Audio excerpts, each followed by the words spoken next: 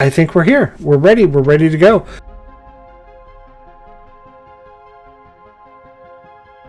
So I just want to say, hey, thanks everybody for coming to join us on a Sunday night. We're opposite our Curse of Strahd game, so normally we play Curse of Strahd on Sundays. But guess what?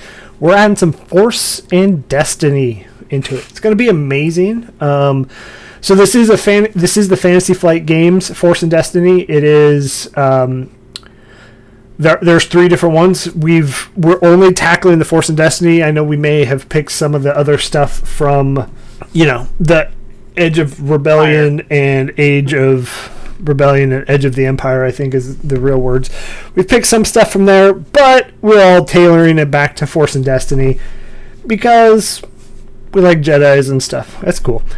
But before we get into the game, we're gonna go ahead and do some announcements. We are sponsored by Skull Splitter Dice, so if you are in the need of some dice or a steampunk skull that holds my dice, you can get it there. So there's a link. If you use our Twitch page, scroll all the way down, click this. Oh, Mike has his Skull Splitter dice too.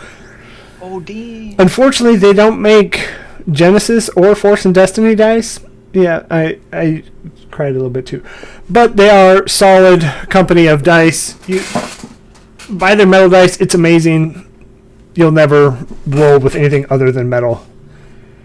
We are sponsored by Found Familiar Coffee as well. So if you're stuck at home during the quarantine, need some coffee, you don't really want to go out and get it, they're shipping. Use the link foundfamiliar.com/FeatherFall and get 10% off your orders. 10%. Coffee, it's amazing. They're good people in the community too. They're always helping. They're always, promoting smaller artists and whatnot. So go ahead and go there. Schedule. Every Wednesday, we're here playing Wild Mounts. So session 1 happened last week. We titled it The Grifter and the Fish. There's a lot of fish analogies for some reason. Not like the band fish, real fish for some reason. I don't even know. And then every Sunday we'll be here. This Sunday, every other week, will be Force and Destiny. Next Sunday will be Curse of Strahd. So we just hit Vallaki there, and it's a good time. Well, so, right. We do have one-shots in the queue. So if you want to come play some D&D one-shots, join our Discord. Again, link down below, and you can get in on some one-shots. The one we posted just filled up, but I think the 25th is when the next one's going to be posted. So all you got to do is go to our Discord, click the link to the Team Up website, and say, I want in. That's all it is. Yep. Pretty easy. Yeah, another little side note there with the one-shots. I know we had talked about making them specific to a system. We're kind of putting that on hold right now just to get some games out there to you. So we are finishing up the Arcane Library Horror Bundle. So the next 2 will be, we'll finish that up. And we got some cool stuff from, do we want to say? Uncaged, yeah. Uncaged Anthology, Volume 1. We have access to all of that. So those will be coming out.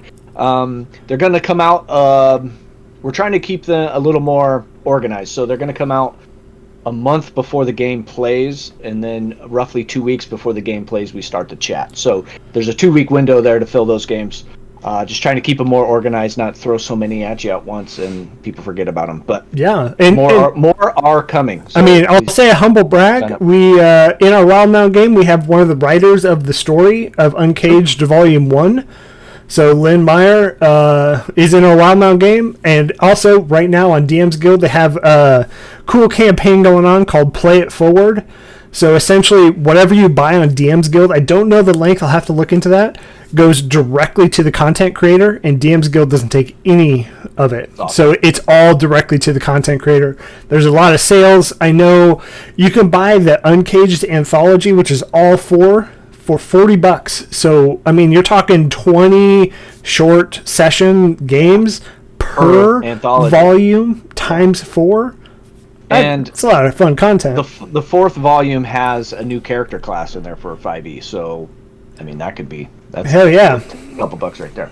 So cool. All right, we'll go ahead and we'll go around the table. So we got some new faces here with us tonight. You may have seen some of them in some of our one shots that we played or our charity stream that we did. But we'll start in the bottom right-hand corner, and we'll go with Wolf. Wolf, you want to introduce yourself, who you are? Not your character yet, just who you as a person are, and if you want people to find you or not. Unmute, buddy. Oh, Damn it! oh, we had high hopes. Anyways, my name's I go by Wolfskin75. I'm on Nexus Mods. Actually, I make mods for Fallout 4. I'm into gaming. I do a lot of D&D. This was a one-shot with Star Wars that we did, and it turned out to be amazing, so I'm back here. Yeah, it was awesome. I love that. Beginner module was awesome. We'll go to you, Chris. Everybody knows who you are. Art. Yeah, that's me. I'm going as Two Socks for this Force and Destiny game. Thought I'd mix it up a little bit. But I'm Chris, Two Socks. You can find me in the FeatherFall Discord link down below. I DM Chris Estrad. Getting ready to do some Call of Cthulhu. I'm DMing one of the Arcane Library one-shots. A lot of stuff going on. Again, if you want like first dibs on any of that stuff that's going on, join our Discord down below. That's really like the easiest point of contact for all of us. Twitter would be next, but yeah, that's me. I'm excited to play something. This is my first campaign outside of D&D, so I'm excited about that. Awesome. We'll go top right. Lunchbox. Hi everybody, I'm Mike. I'm friends with a couple of these guys. You'll find me on the Discord server, but beyond that, I have no social media presence, so I'm just here to have fun. This is my first time playing Star Wars Force and Destiny, so looking forward to it. Attaboy, yeah. And then the next one will be Harvey. Hey, I'm Harvey Barrel, also Hunter O'Gwyn in the acting community. I'm a longtime nerd and gamer who's played multitude of weird systems, including a couple of old Star Wars games from way back in the day. Yeah, I have no real social media presence, but also just happy to be here and play with a bunch of new people in a new game system. Exciting. Hell yeah. I'm Bob, owner, founder, creator of FeatherFall Tabletop. DMing Wildmount, DMing Force and GMing. I shouldn't say DM. I put DM on the screen. GMing Force and Destiny. Player and Curse Estrad. DMing the one shot coming up on, I can't remember, the 8th, I think, of June. Yeah, June 8th. So we're doing that. It's just playing as many games as we can right now. Got the time. Might as well do it.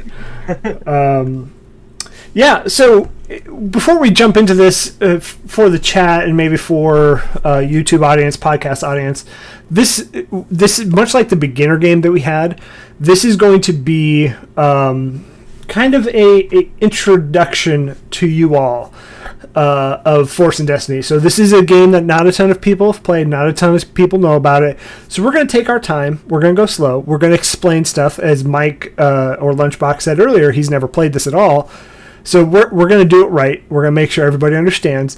And I will say this will be rules light initially. So we're going to play the base game first. And as the players learn a little bit more about the system and feel comfortable, we'll start slowly adding in different rules and different things. So I don't like to do it in the way that is just all of this and you really have to read 400 pages to understand any of it.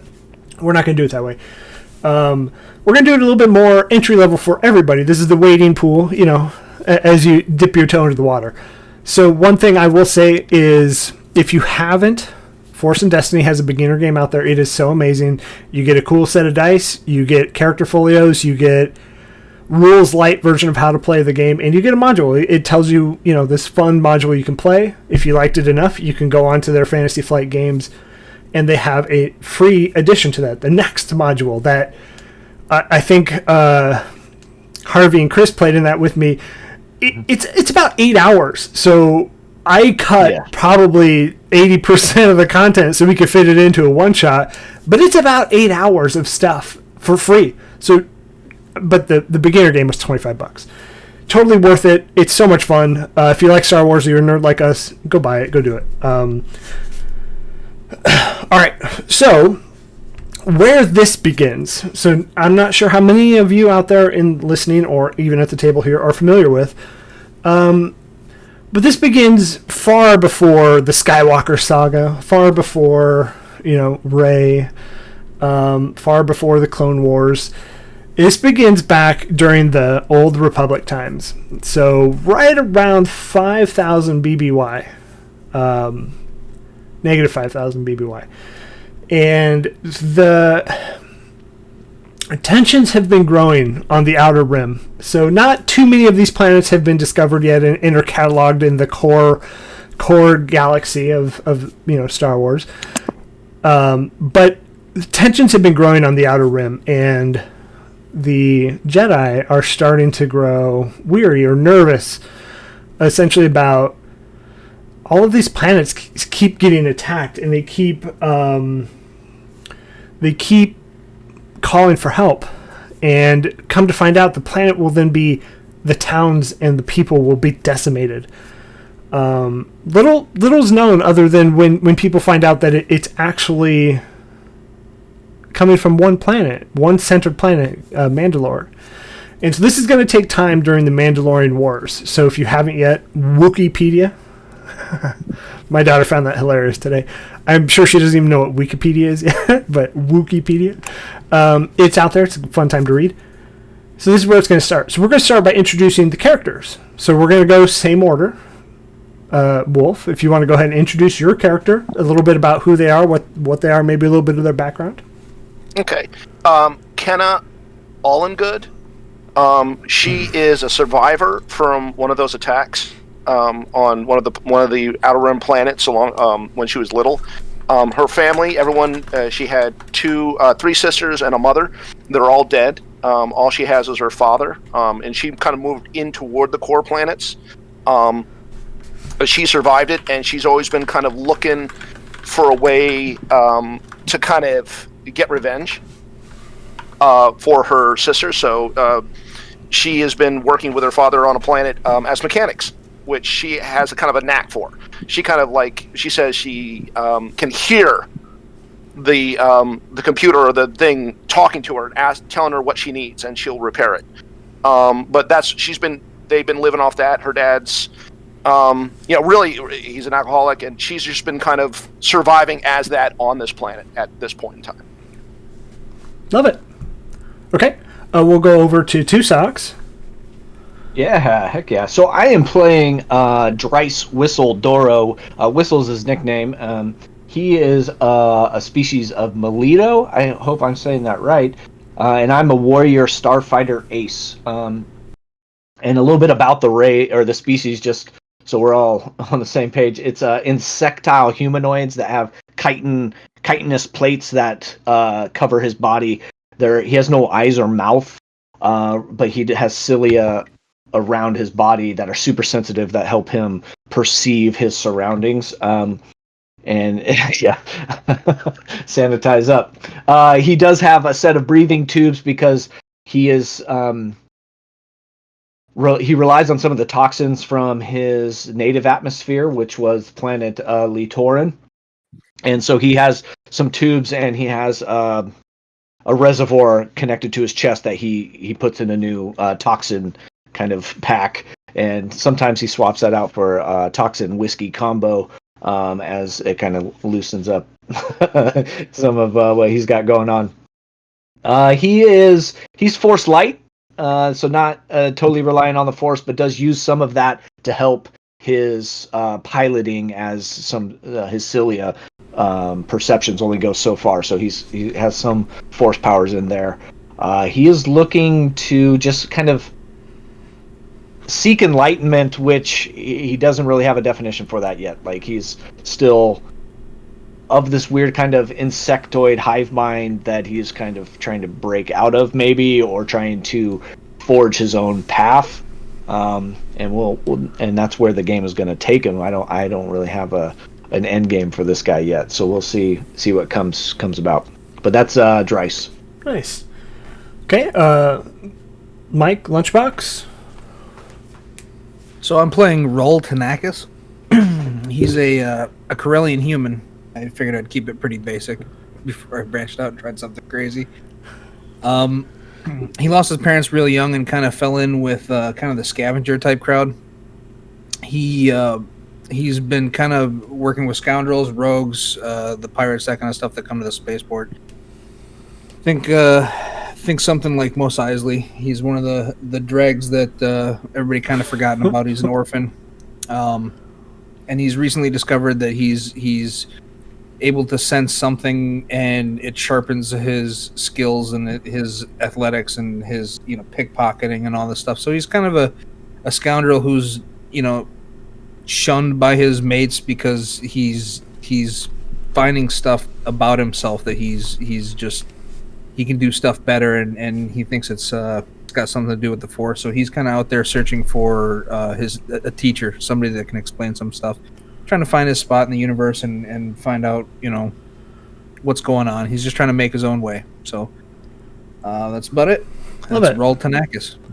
Love it. And we'll go to Harvey. Hello, I am 21B Medical Unit, but others call me 1B. I am a veteran medical droid from the wars on Vanquo mining community. Due to a malfunction, I was disassembled, but later reassembled by fellow platoon mate Whistle. I now serve him as my platoon leader. Oh my god, I love it so much. Harvey is playing 1B, and that'll be fun. So a little bit more about what's happening. So you may or may not know, but as these wars have been happening and escalating, you've noticed that there's been what used to be a high presence of Jedi and rule. Even you may have noticed this in Corellia.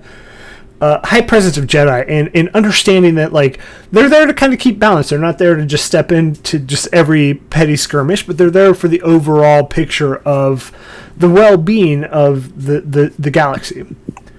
But you've noticed that has been waning a little bit. The amount of Jedi presence has really been dwindling. And each of you has at one point, most recently, received a message. You've received a message because you've essentially been, I want to say you were indexed, but you weren't brought into the academy for an initiate. So the message that you received: hello, I am Dabri, and your presence has been requested at the Jedi Temple in Coruscant. Please meet, and gives this date and time. And this system is going to kind of be irrelevant because it always is, right? Please meet at the Jedi Temple in Coruscant. Please bring all of your belongings. And that's all. And so 1B, you would have gotten it, but both were sent to Whistle or Dryce. And so that's where we're going to pick up. So as you guys enter, much reminiscent from the movies, not nearly as built up Coruscant is. It's still this bustling town, and it's probably one of the most populated planets in the system. And the entire planet is essentially inhabited by various races, species, everything, right? So it's a good mix of it's a melting pot of people. But you guys are standing at the very base of this, and we'll go one at a time. What is going through each of your characters' head as you've been summoned here? Why? What is your character's thoughts? Because you've never really. Maybe some of you have had some ideas that you're Force sensitive. Maybe some of you knew you had these powers, but you've never considered yourself a Jedi. So we'll go around the table one more time, and we'll start with 1B. 1B, I'm sure this is hard for a droid. B is thinking, Commander Whistle is at perfect health. That is all. Okay. So we'll go to the next one. Roll, what is your thought on this? I don't know about all this Force stuff. It's a mystic art that's been, stories, fables. I've never seen the Jedi up close, but I have lived in a lot of backwater heaps, and I'm a little bit overwhelmed by all the stuff that's going on around me, but I'm also sizing up everybody that's at the spaceport looking for danger, looking for maybe friends. I don't know. Sure, love it. Dryce. Yeah. So Dryce is thinking, why him? He sees the Force as like it's a pragmatic power. It's something that is more good than not and has a purpose and a reason, but it has never been his purpose or reason. So he's kind of figuring out, like, am I in the right place at the right time or the wrong place at the wrong time, kind of thing. Yeah. Perfect. And Wolf. Kenna, well, she's. I'm really upset. This is the last place in the universe I wanted to be. This, something's wrong. They got it wrong. It was for someone else. This is ridiculous. It's wasting my time. I could be making some money. Let's get this through with. They'll just call. Oh, you're the wrong person. I go home. We're good. Love it. I love it. So as each of you enter, the temple itself is like this giant structure, and as you enter, it is a giant foyer of just what you would imagine to be very filled rooms that are now empty. The amount of like learning centers, the I want to say it's like this giant library of old tomes and old like stuff that's being kind of categorized and put into actual databases and stuff. But as you enter, you do see a brown-robed figure waiting for you, and just patiently not moving. Yeah, exactly, Harvey. Greetings. I am glad you all have received my message. I can assume that you are the 4, and she kind of looks to 1B. Force sensitive. He is with me, and he is with me, and I'll take a bow. Kind of like not like a full bow, but just kind of like dip my head and put my arm in front of my body. Okay.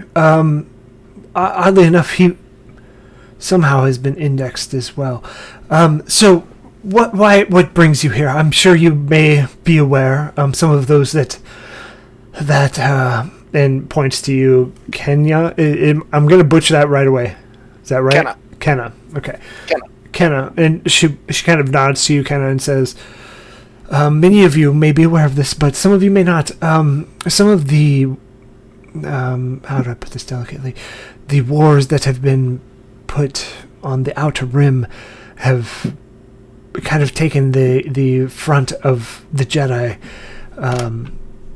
our focus, right? And so we've called, I don't want to say the bench, but the ones that we've been watching to come in and assist. And if you are aware, there is a great danger that is happening, and we've sent all the aid that we can, but with that, it leaves some of the other places a bit unprotected, if that makes sense. Oh, it does. A bit unprotected, yes. Slaughter, mayhem, unprotected. Yes, it is terrible. I'm sorry, my fault. And while we can't be everywhere at once, some people do get in that, and I apologize for that, Kenna. But back to the meat of the story. What I am asking you here for is to help bring balance back where we are stretched a bit too thin. And there's good credits if that's what you fancy. There's availability to the Jedi training that many of us undergo. It is a bit odd that we would open it up to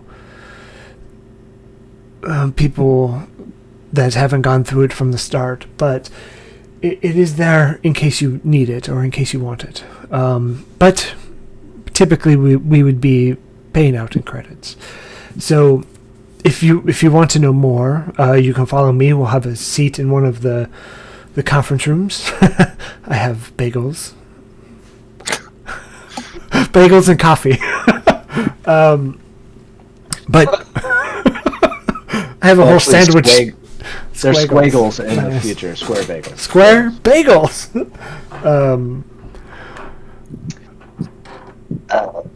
One, I'll kind of pat one beyond the shoulder. You good with this? Sir, they wish they bolster their ranks with mercenaries in payment of, what is this? Indoctrination? Well, or credits. Payment credit. or credits. It'll be credits. 1B. Credits. This seems most suitable, sir. We'll get you some upgrades. Delighted, sir. Thank you. And I'll follow Dabri. Okay. And she'll kind of look to you, Rule, and kind of... Can we count on your assistance as well? Listen, lady, if you're going to be paying us credits, and good credits, I hope, it sounds like this isn't going to be a walk in the park. What exactly are you asking us to do? Well, if you... I mean, first mission is the little fish. No, I'm just kidding. Wrong game. Wrong game. No, the first thing is a fact-finding mission first. Shouldn't be too hard, but it's more of just we need eyes on the ground. And it might be somewhere that you're familiar with. I believe you hail from Corellia, is that correct? I do, but it's been many years since I've been there. Well, you'll be the perfect person then. Listen, I don't care. As long as I'm getting paid, I'm in. And then kind of motion to you, Kenna, and say, last? Sure. I can always use some money. That was easy. Follow me. And she, as you walk, she takes you through like these elaborate libraries and these elaborate just databases, these storage vaults of information. And then one room you do see like this nice, it's almost like the galaxy is being portrayed into the sky, and the various different systems. And just, I am going to say, for all of the Star Wars nerds out there, I am one of them. I'm going to butcher a lot of this universe and make it whatever I want. So I really love that you're passionate about it, but I don't care. And I could see Mike getting uneasy as I talk about what the Jedi Temple looks like. The archives might be incomplete, Master Kenobi. No, and I love it. I love your passion about Star Wars, but I don't know everything, and we're going to go as we please.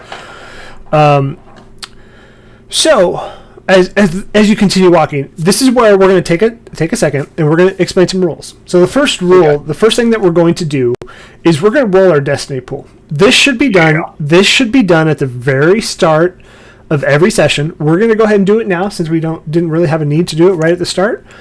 So everybody roll one force dice. It's the white dice that comes with the Force and Destiny dice pool. If you don't have it, there's rollers out there that you can use. And I was going to say I got one dark side. Okay, yeah. One dark side.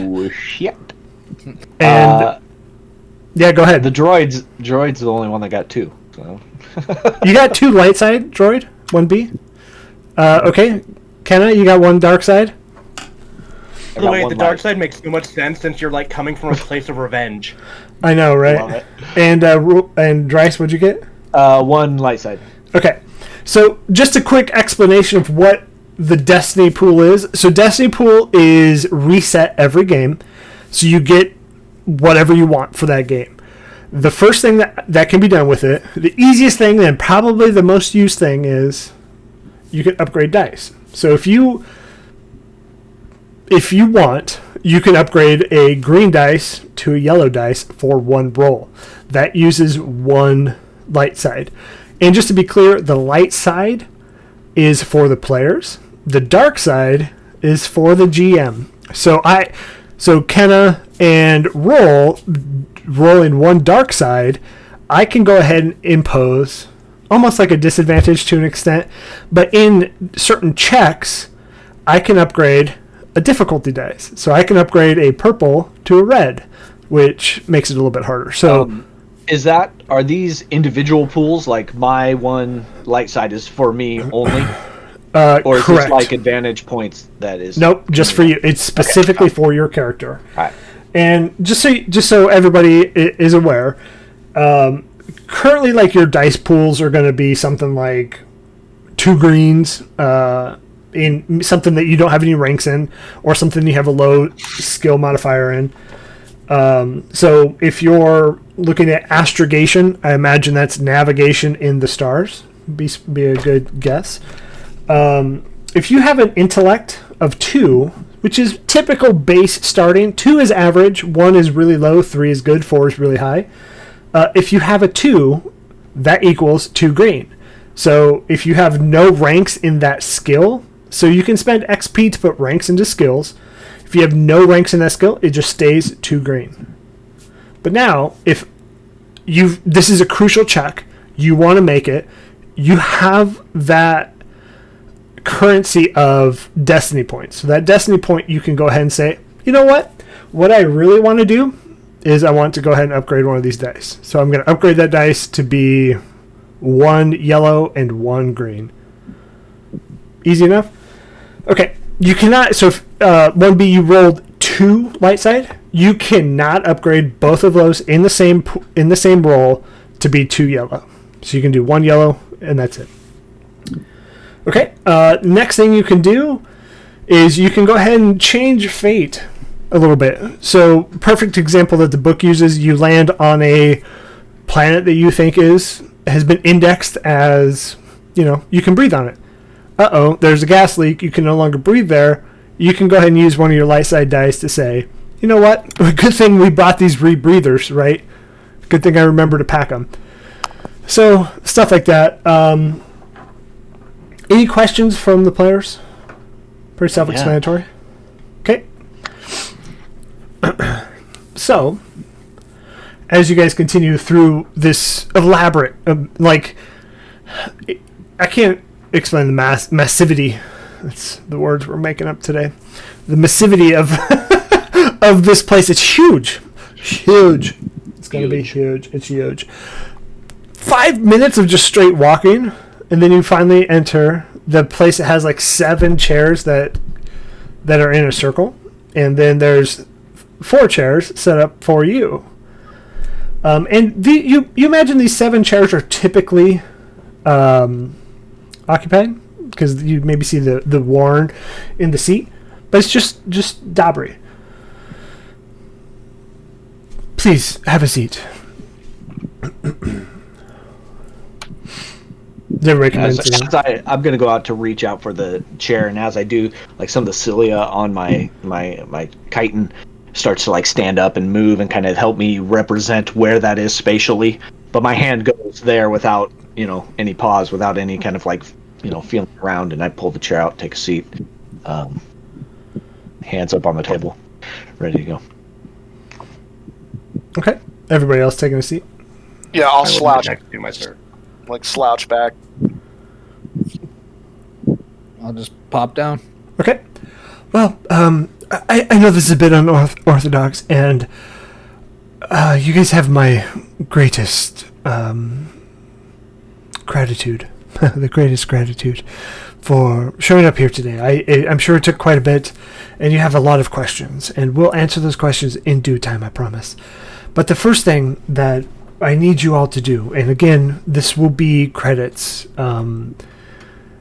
We'll be willing, non-negotiable. No, just kidding. It'll be about 250 credits per person once this is completed. Again, fact finding only. You shouldn't really test your skills too much. But we need you to travel to Corellia. There has been word that with the lack of presence there, that the spice trading and spice dealing and spice smuggling has kind of become the norm. And if we don't intervene, I feel like it could reach a boiling point that we can't return from.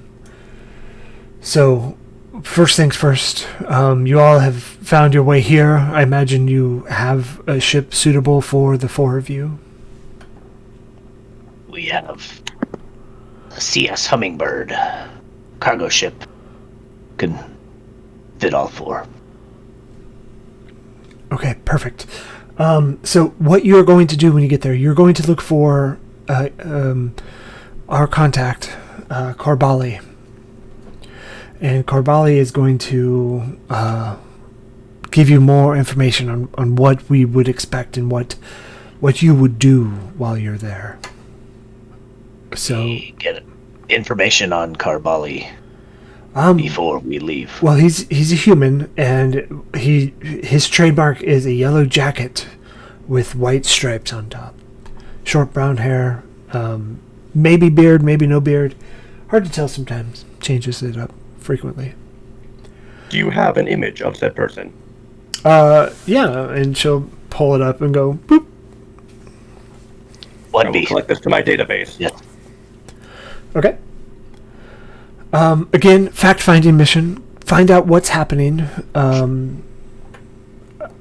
would say use of lethal force is probably not okay on most places because We'll see. we'll see. The Corellian security, Corsec is what their official name is. They have steep punishment for, and Rule, you may know this better than any, but they don't really take too kindly to lawbreakers. No, they don't. I'm sure there's a story with that, but not now is not that time. So, again, figure out what the spice, who's the ringleader of the spice mining, trading, dealing, smuggling, whatever it is, and then just bring that information back, and we'll deal with them appropriately. Does it sound like a deal? 250 credits per person. It's not bad. That's really good. Y'all said you're poor. Any upfront credits upfront? Typically, we deal in absolutes. Kidding. Only Sith deal in absolutes. Well, yeah, I could give you 50 each. Shopping montage. Is that something that just like uploads to your it's like a Palm Pilot? So there are physical actual credit, like they're kind of cool looking. I imagine they're just like digital. It's you have a bank card. Okay, swipe that. And we can trust these two, and I'll point to the other 2 party members that I don't know, Kenya and Roll. Speaking directly to Dabri. Well, you can trust them as much as they can trust you. Well, I have 0 facial expression, so you don't know how I'm feeling about that. Noted. But Sir, shall I stay on high alert? For now, yes. Good.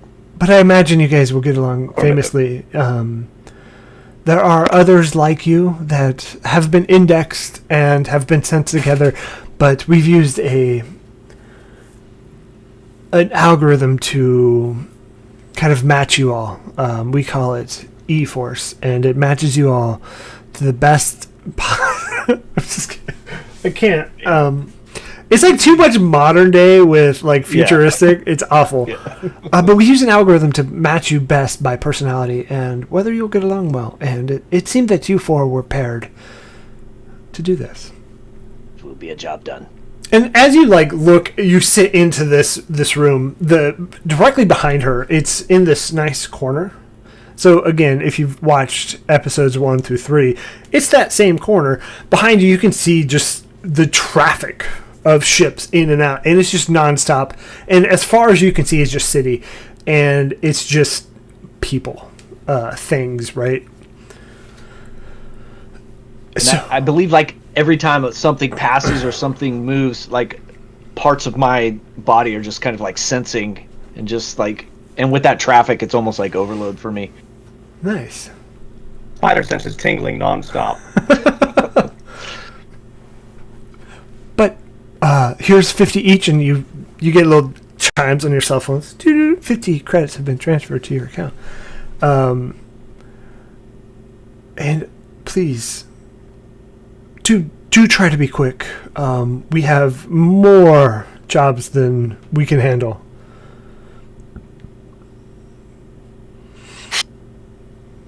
Did you know that the average dose of pure form Castle Spice is about 75 credits per dose? I can't even afford one. I didn't know the street value, but I appreciate it. $15, little man. All right. And, well, I'll leave you to it again. Please find Corbali and figure out what's happening down there. I'll stand up, tuck my chair in. This way to the Hummingbird. And I'll just start moving up. I'll stand up and follow him. Okay. So yeah, y'all just saunter back. Another 5 minutes. Is there anything you want to look for in here, or just you go and beeline directly there? I'm gonna follow the captain. Grab my stuff. Well, because he has a ship, so I figure he's the captain. That's true. And I'm gonna just grab my stuff, and I'm so ready to go home or get out of here. Not only does Corellia screw with my head, but I don't want to be in a Jedi Temple, for Christ's sake. Well, you're on Coruscant. You're going to Corellia. What did I say? You opposite. You said Corellia screws with your head, but we got you. No, I'm walking to the CS Hummingbird. Oh man, look at that hummingbird! Magnificent. Man, That's really good. That is pretty good. So no, I'm walking, and I can describe the hummingbird if we're ready to get there. I didn't know if sorry, I haven't figured out names yet. Roll wants to do anything in the temple. Yeah. So where's this ship you're talking about? I'm ready to get out of here, even if it means we have to go back to Corellia. I assume there's like a landing pad that we would have landed on and walked straight into the Jedi Temple. So yeah, it has its own little, just a couple ship landing pad. Yeah. So the Hummingbird is a pretty nondescript box-shaped cargo ship. It's got two kind of fins that come out with big propulsion jets on the side.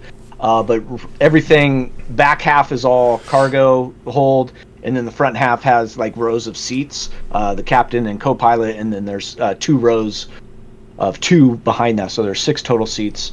And yeah, the back bottom ramp kind of opens up and come inside. There's no cargo in there right now, except for I do have a stash of my toxins that I will interchange every now and then to kind of keep. I'll make sure I have enough like loaded on me. His when good we stash. get off planet. Yeah, the good stash of the good toxins. But other than that, it's kind of empty at the moment. You know, This is the Hummingbird. you can do so much more with this ship. Like, it's got some hard points. You can like do some things with it, add some things. 1B, take notes. Like, what do you use for fuel? You know, you can hook some solar panels up and. Anyways, sorry, it's nice, but you know you can do a lot more with it. Recording finished. It's nice, but you can do a lot with it. So this is it, and I'm just gonna kind of walk up the center aisle and take a seat at the captain, the captain's chair, and assume everybody's following. And Indeed. Yeah. Do you mind if I just hang out here in the cargo area?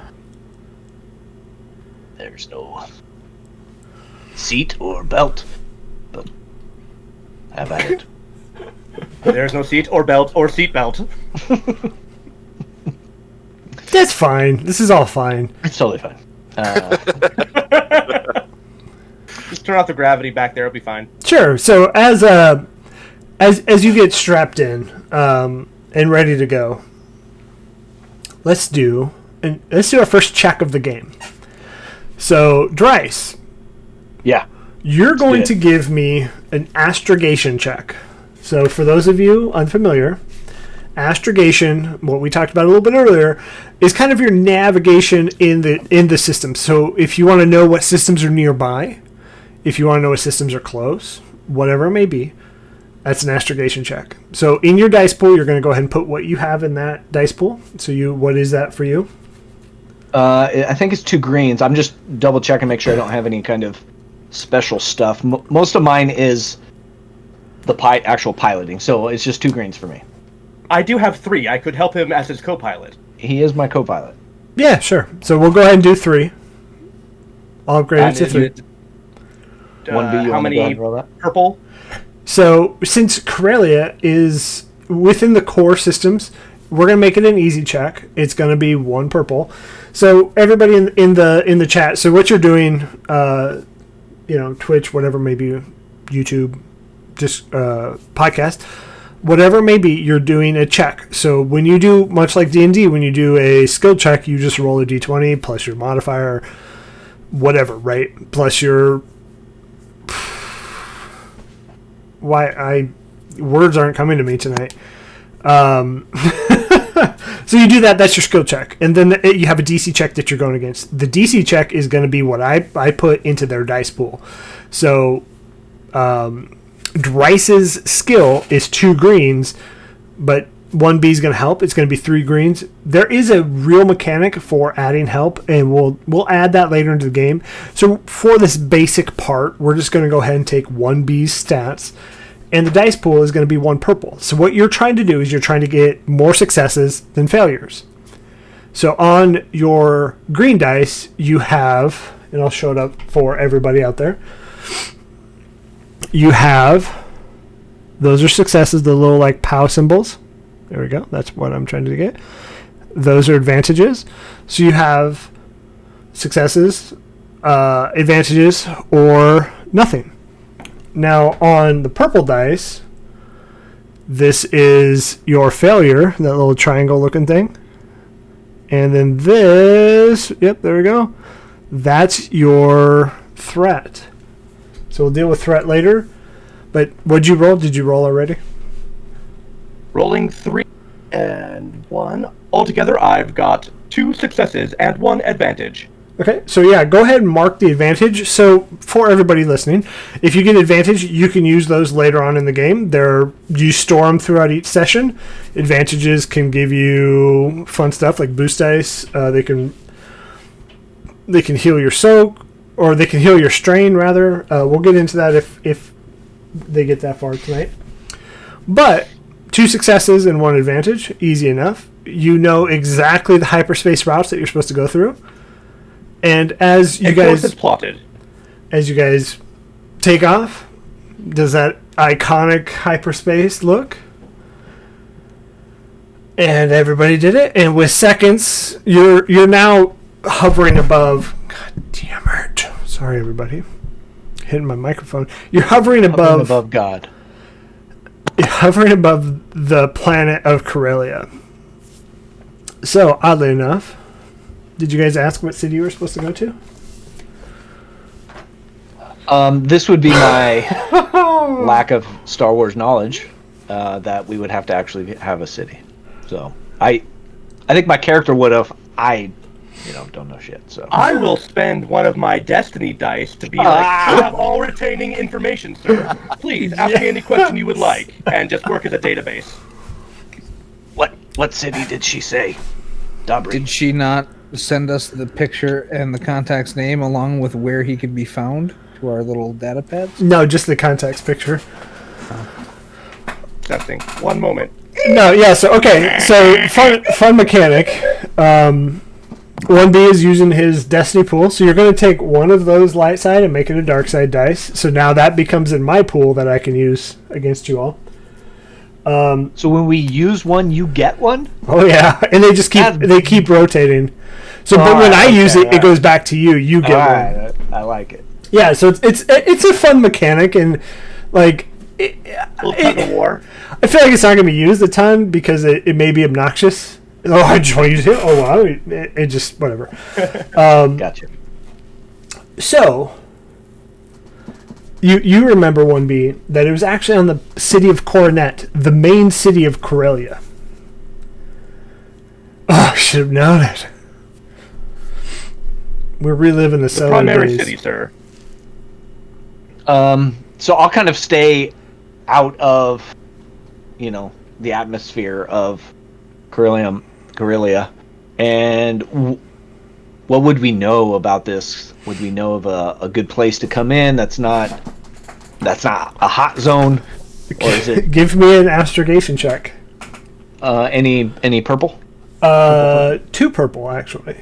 Oh shit, let's make it. And 1B, so we can use 1Bs if you want to.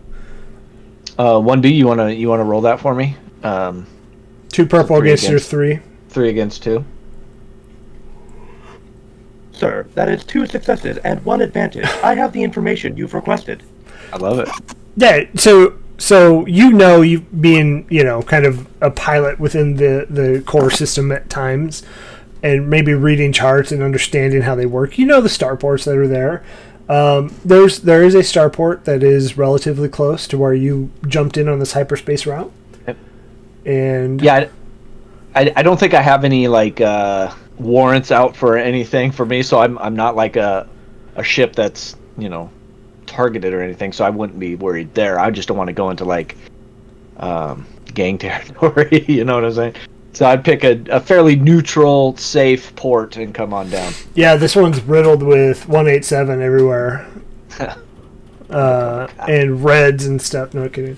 But yeah, so you understand that there are differences in starports that are just general use, that they'll scan your ship, make sure they know who you are. Then there's others that require certain levels of credentials that you've probably used during the war, or whatever war you fought in, whatever military service you did, has different, you need that credential. But this is a general use one. It's pretty open. And you see ships in and out. And you hear over your comm, yes, CS Hummingbird, you will be next to dock. Please be prepared as you enter. And you will be on dock 2D. 2D, copy. And at that point, I'll kind of, as we're in queue to turn up, I'll kind of spin in my swivel captain's chair, because all captain's chairs swivel. It's true. I've seen it. True. Kenya, are you sitting... Kenya, right? Am I saying it right? Kenna. Okay. Kenna. Software. Software. Are you sitting in... So there's 4 seats behind us. I assume you're sitting in one of those. And then... Yeah. rolls in the back. Yeah. Okay. I'll kind of swivel around. Any past transgressions we need to worry about? From No. you? No. I've lived a boring life. And they got the wrong person anyways. I'm not supposed to be here. But I'll take the credits, whatever. Dryce does a lot of head nodding, because no facial expressions, so a lot of head nodding to just acknowledge that he's listening. But I can improve your wiring. Just next, that 1B takes offense. Next, next layover. We'll do some upgrades, I think, with these credits coming in. Roll. You said, I believe you had something to say about law, and you're not on the wrong side, are you? And I've popped my head back up into the cabin, and I'll be like, no, I don't have any warrants out for me here in Corellia, but Corellia is a pretty basic core system. As long as we're here and we're under Jedi orders, we should be fine. But don't mess around with CorSec. They're not lightweights when it comes to dealing with stuff. I love how your stipulation is basically, well, not here. I've got the death sentence in 12. It sounds like stories for another time. Now, this is fact-finding mission, right? CS Hummingbird, it is your turn to dock. Please do so. And I'll kind of put my hand up and swivel back around and begin my whatever you call it, docking. Yeah, you just Commence docking. No, you're good. You come in a bit hot. I'm gonna buzz the tower. Buzz Can the I tower. do that? Like, no, like you can't. and I'm the goose of the team here. I'm not Maverick. Sorry. Gotta be Iceman. Where's Travis when you need him? God damn it. No, yeah. So you guys land okay, and understanding that. I mean, this is a pretty general area. You do see the Corset guards, a couple every 50 feet, 100 feet. Wow. Well, maybe more than that. 200 feet. That seems a bit. 100 feet seems a bit too much in frequency. It's maybe 200 feet.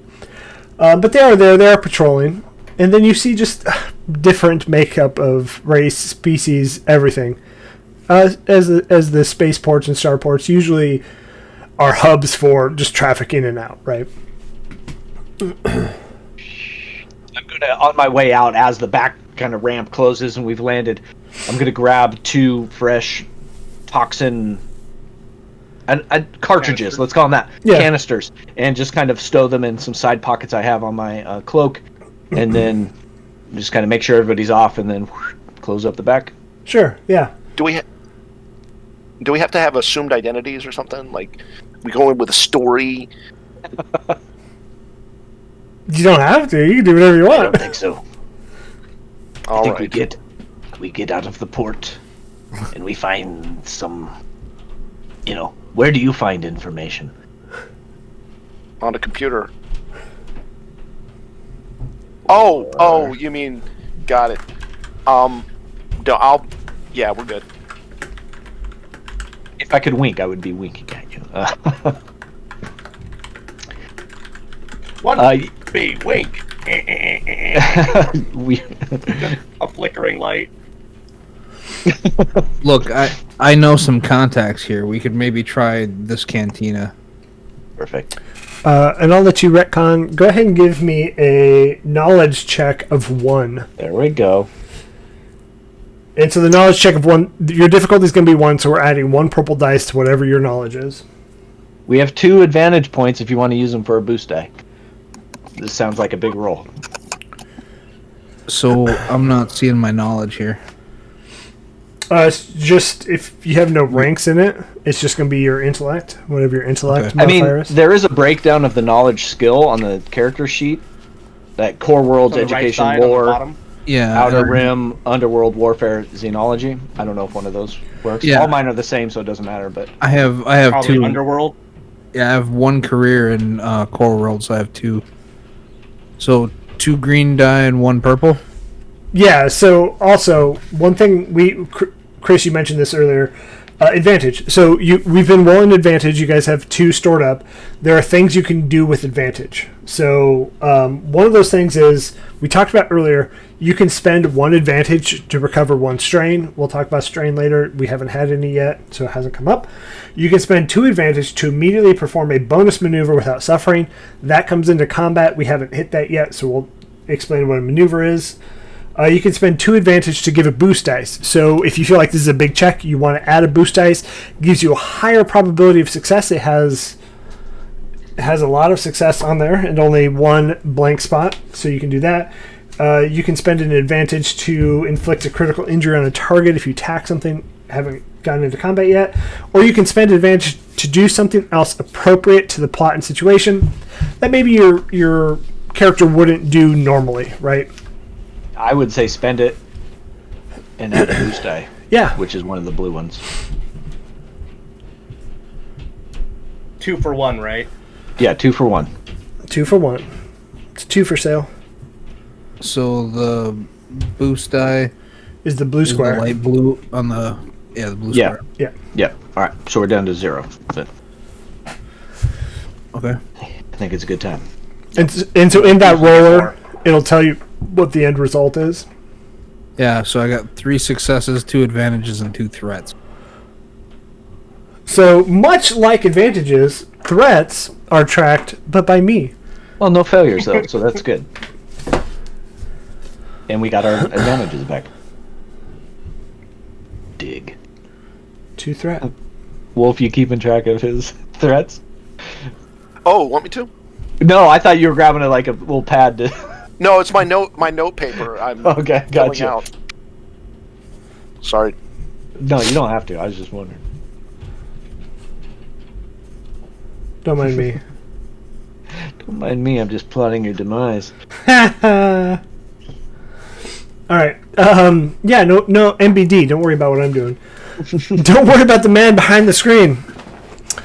Okay. Yeah. So you remember that the main cantina of Corellia, or the main city here, Coronet, is Gothu. Gothu. Okay. So do you want to head there? Yeah, I say we take our chances. Go to Gothu. If we're gonna find this guy, somebody there is probably not gonna know where he is. That was my thinking. Cantina first always has answers. That's fair. And I'll let Roll kind of walk past me and then fill in behind.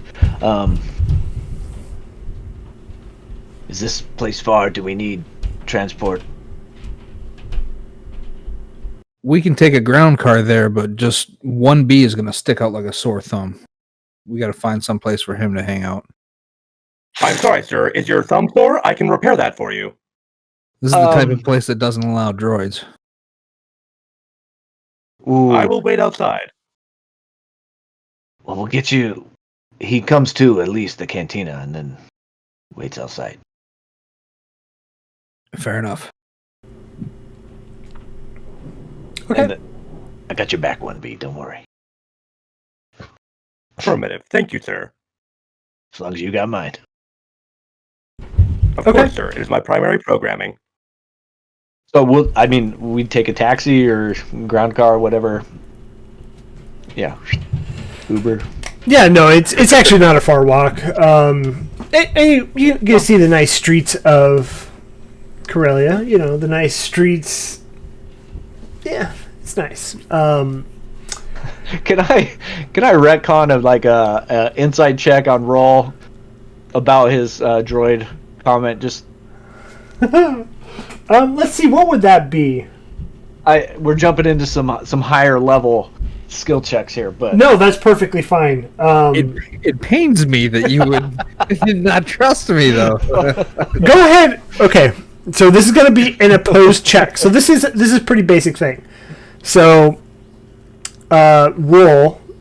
We're going to add your cool to Dryce's dice pool. Dryce, I'm going to give you either Streetwise or Skullduggery. they're both 3, so yeah. Yeah, they're both cunning. And Rule, what is your cool? 2 green. 2 green. Yep. So add 2 purple into your dice pool, Dryce. So I'm only rolling. He doesn't. Correct. Okay. Wow. You're rolling against his stat. Okay. Gotcha. Okay. Yep. So here we go. 3 successes, 1 threat. So, with that, it is much like an insight check. So, Rule, what are you saying there? Are you being honest about what? And so how this game goes a lot is stuff like this. I will let you drive that part of the story, and you guys can be, narratively involved in stuff like that. I don't trust droids.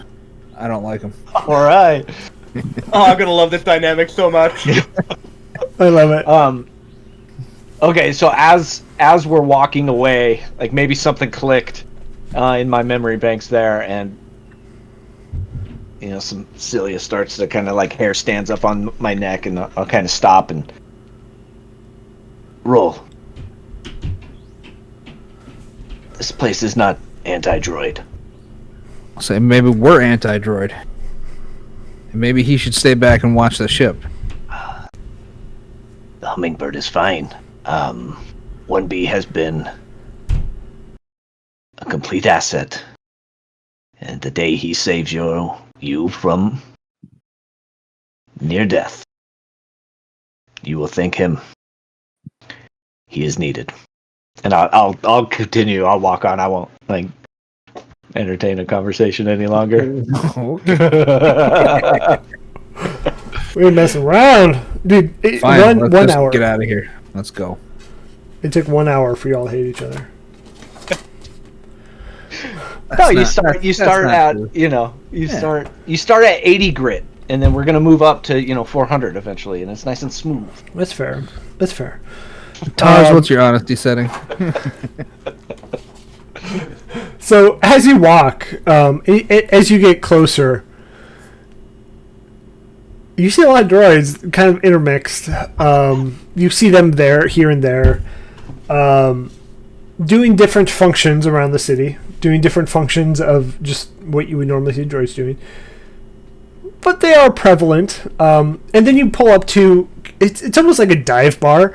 You pull up into Gathu's Cantina, and you're here. So as you enter, we're gonna say it's like afternoonish, and this place is packed. Loud music. It is no live band. There's no Mos Eisley Cantina band. Sorry. No Cantina. Cantina recut. Dang it! No. Play the same song. But yeah, there's a lot of people. So you see Brodians, you see Twi'lek, you see droids. You see Bothan, Duros, pretty much everything here and there, right? Humans.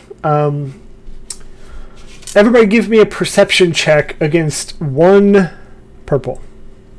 To see if you find your... Go ahead. Purple. Sir, 78% of these people have liver damage. It's not a real fact.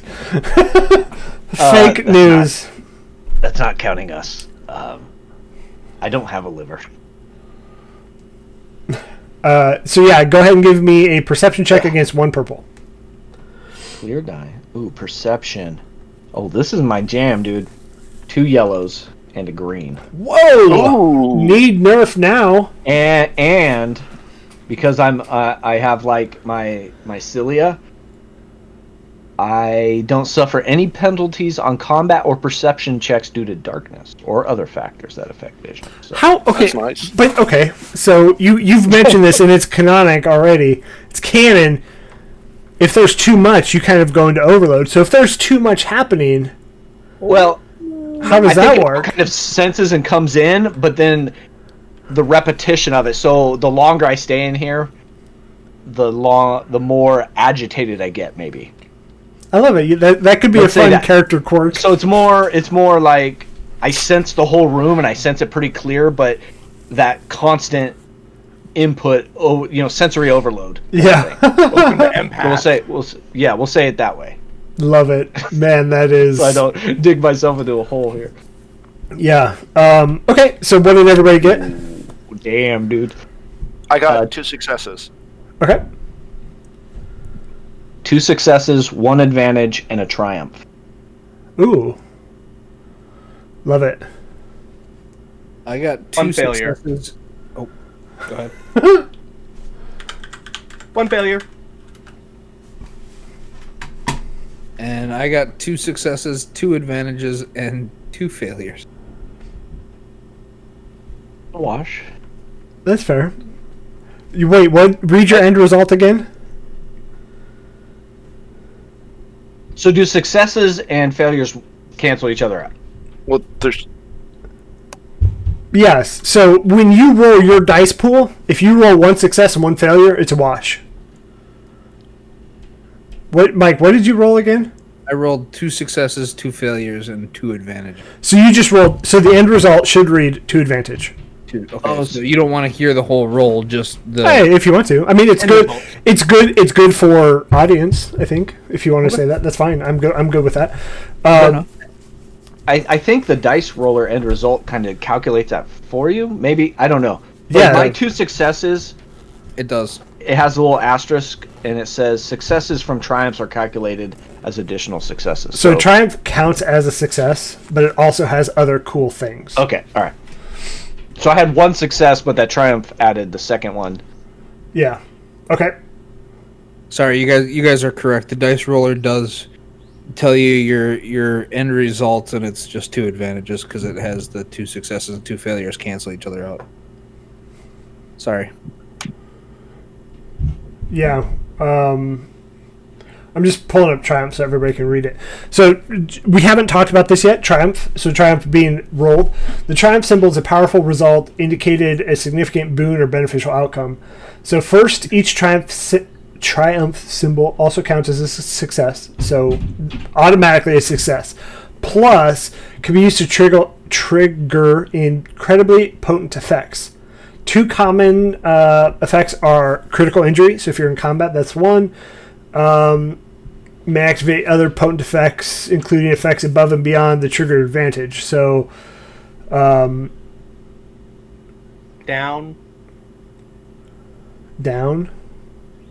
No, oh, sorry, it didn't. Knockdown. Like other types of advantage stuff. Yeah, so I mean, it's stuff like you could damage a piece of equipment. Triumph in like a skill check is going to be like it's like a nat 20 in D&D speak. So you're going to understand exactly what you're going to pass, and you're going to understand what you're looking for. Go ahead. Q kind of sidetrack here, since we're setting up this canon about my character.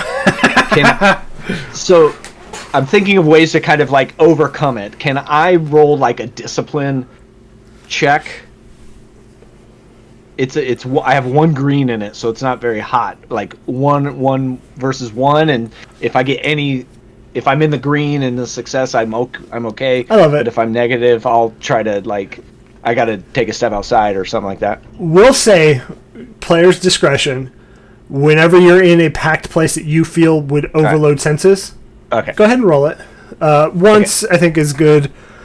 Yeah, I don't want it to hamstring me and like turn into a whole thing, but I do, just narratively if. All right. That's fair. So rather than discipline, do you think you might be rolling for resilience? That's a good I'm one, way too. better at that. That's brawn. Oh, yeah. Brawny. Oh, yeah, that's totally better. It's the best. No, yeah, resilience is fine as well. Whichever one you want. Because I can add a force die. So. Okay, I love it. That's a good idea. So as you guys come in, you scan the bar, instantly scanning. 2 of you are kind of like off doing other stuff, and then 2 of you are actually really focused. But you don't see your contact here. Roll. Do you want to talk to the bartender? No, Or someone else. I'm gonna step into the back rooms and look for the guys hanging around the tables. That's who we need to talk to. Oh, can I come with you? Yeah, why don't the rest of you guys stay here and me and what is it? Kenna. Right? It's not Kenya. What is Kenna. Kenna? Me and Kenna will go talk. Say it again.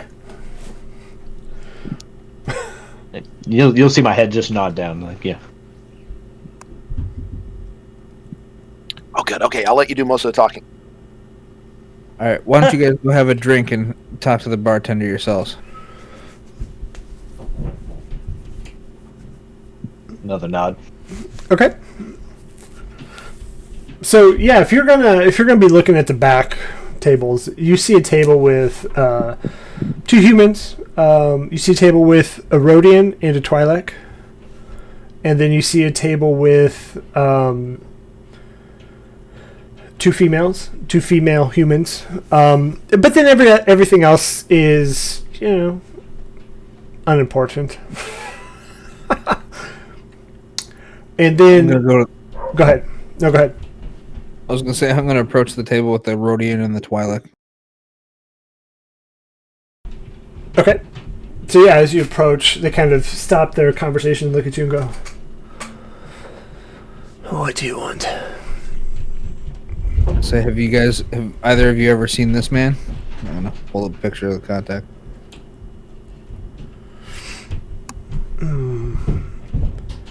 Yeah, no, I don't. I don't recognize that person. Would credits loosen your tongue? Well, if I don't recognize him, I don't know what a credit would do. Because he thinks you're lying. Is that right? Did I get that right? Sorry. Well, if you think I'm lying, I'm not. Would my blaster loosen your tongue? Well, I'm confused of the hostility. I'm just sitting here minding my drink with my friend, and you talk about blasters. All right, maybe we'll come talk to you in a little bit. As long as you don't shoot me, you're welcome back here whenever you want. That hasn't been decided yet. I feel endangered. Maybe I should go grab Corsac. Go grab whoever you want. Maybe credits will stop me from grabbing the authorities. If credits wouldn't loosen your tongue now, credits won't stay your tongue either. Well, your credits will stay in my tongue. Will my blaster? And as you say, he's gonna slowly, kind of, he's got a duster on. He's gonna slowly move the duster. It's a Rhodian. I'm gonna shoot first. Are you opening fire in the bar? Oh my god! It's Greedo, man. Are you really wanting to do? That's racist. No. That's fair. What he said. Not all Rhodians are Greedos. Only one Greedo is a Rhodian. Fair. This escalated quickly. So yeah, no, he kind of tucks the duster behind the blaster.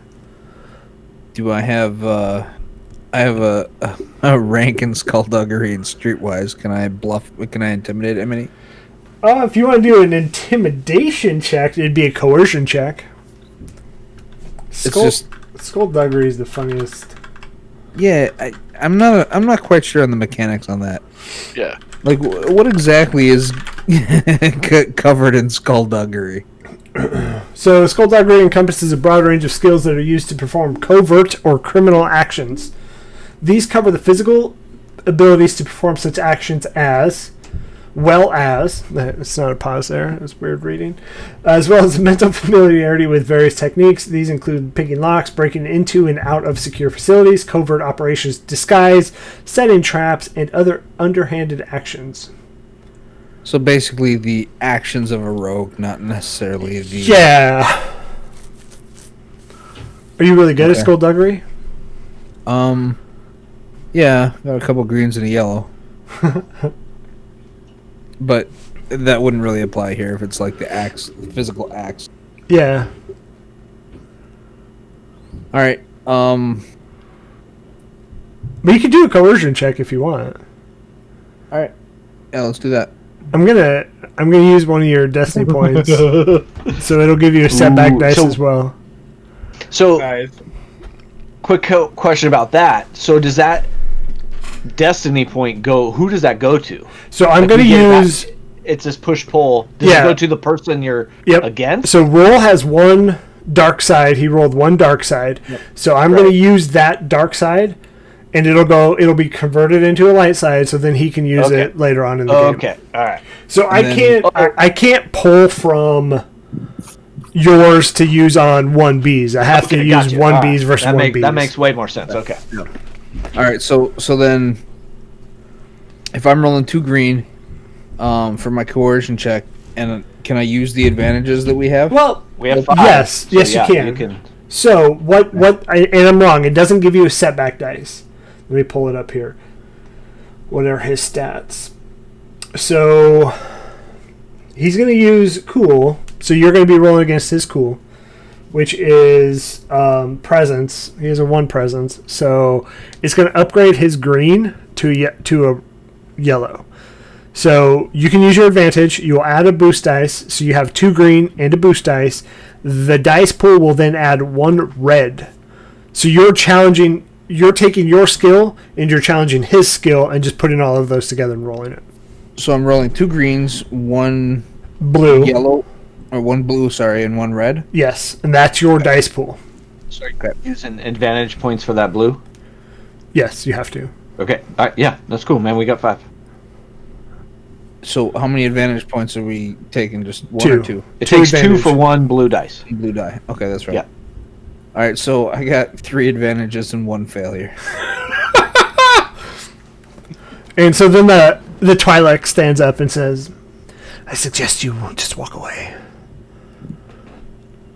And they slowly they have like a small jacket and kind of lift their jacket up to show their blaster as well.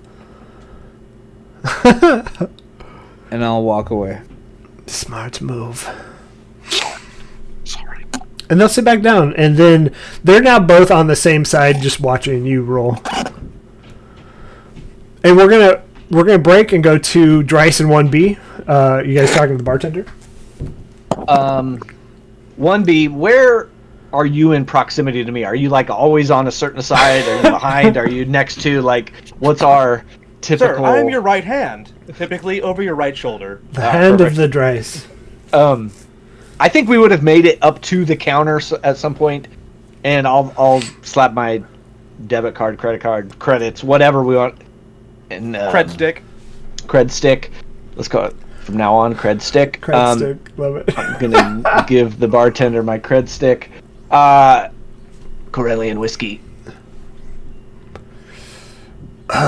Okay. Yeah, so no, they have whiskey. They have a whole range of drinks. On-world, off-world drinks. But 2 credits is... UD40. 2D... No, we don't have... We don't have that. VD40. And then somebody's going to tap you on the shoulder. Wait. He doesn't like you! I don't like you either! I don't like you. Oh, so many Star Wars. I'm kidding, that doesn't happen. 1B, 1B, anything? Do you have anything Sir, for I do not droids? recommend intoxicating yourself and filling your body with poison. It's diluted. And I'll take the whiskey or whatever drink has gotten out. I'll unplug my cartridge, and whatever toxin I've already used as being on this planet so far, I'll fill up the rest. So it's not much. It's kind of a light, just a little bit. You're aerating your alcohol so you can breathe it in. And then I plug it back in. Hold on, guys. I'm gonna drink and drive. Click. So the feeder tubes that come up and around and then like hook into not gills but like just portholes. I don't know, insect anatomy. Anyways, those tubes they were like this vivid green color, and now kind of diluted in this greenish brown brackish kind of. Well, I imagine it connects to like a face mask. Yeah, it feeds into this respirator that is on my face. That just sits there, and then it connects to your face. Yep. But really, I don't have a respirator. It's more, it kind of clicks in under the plate, so maybe the respirator is actually the chitin has grown over the respirator to armor it, and it's now feeding into there. Yeah, whatever helps you, like whatever this insect uses to breathe, it's like connected there. Yeah. Your face, hermit crab, the ventilator. Exactly. Got to protect it. Love it. And yeah, we're just kind of sitting there looking out. I'm letting Roll do his thing with finding contact points. Okay. I will say to 1B, I got this. It's fine. Okay. Yeah, 2 credits.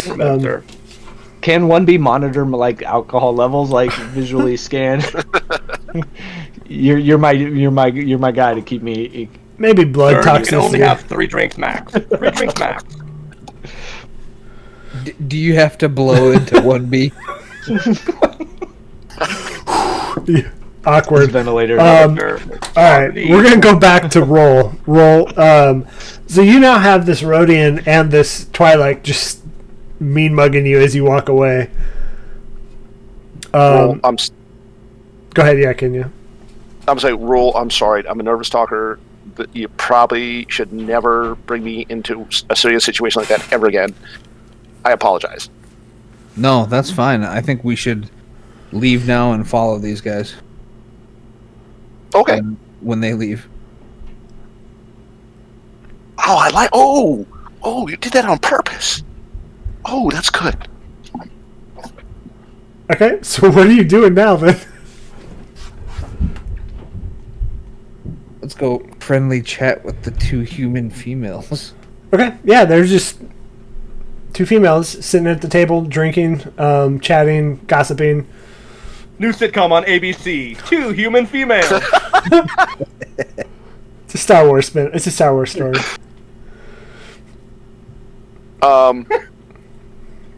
Yeah. I'll sit down. Oh, hello. Kind of like, what makes you do this? What makes Harvey do that? No, I'm gonna show them the picture of our contact and say, have either of you seen this guy? Well, he's a regular here. I've seen him before. He usually, is around. Corbel? Do you remember his name? And she points to the other one. No, I have no idea who you're talking about.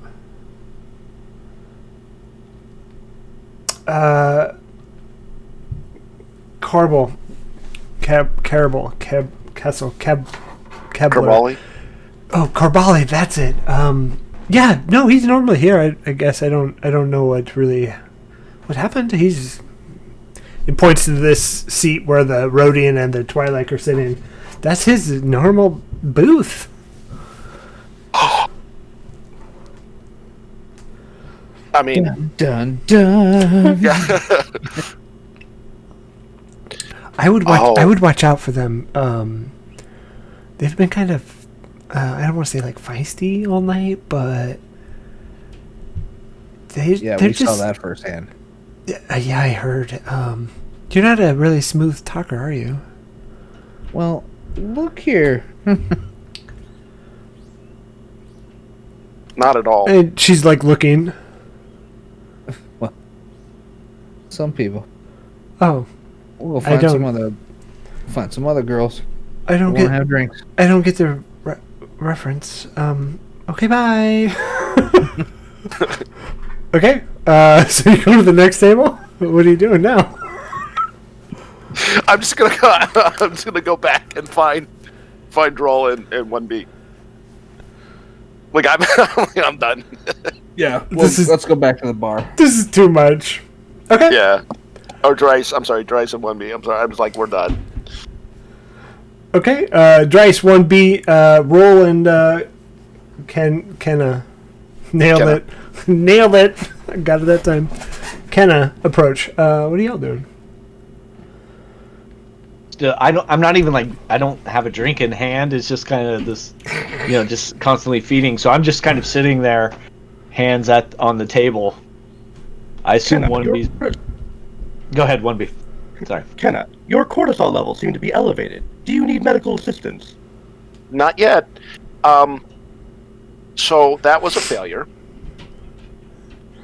I shouldn't be. I was telling Roll I shouldn't be sent on important missions. If I'm a nervous talker right now. I'm still nervous talking. You volunteered to go. You need to stop me next time. If there is a next time, we might all die in a gunfight. There were blasters. It was pretty bad. Cortisol levels are increasing. I thought we said no. This is easy. Fact-finding, no. No violence. Bartender, something. I'm gonna something heavy. Did Roll come out too, or did he stay back? Yeah, no, I came too. May I suggest the blue milk? Sure. Seeing where that comes from, it's not pretty.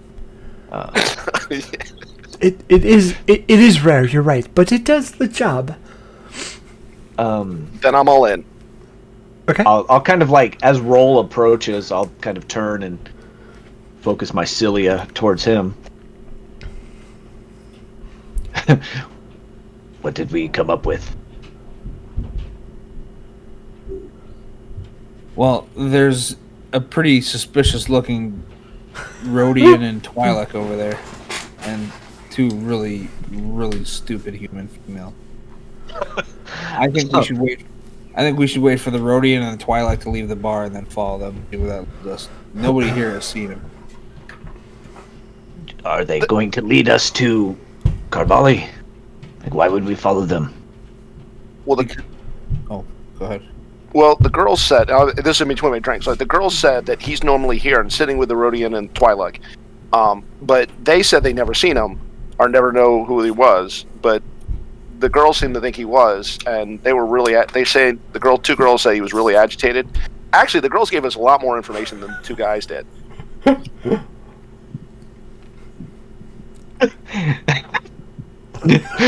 I'm just thinking, like, Dryce is thinking in his head, like, you haven't even had a drink yet, and you're already this way.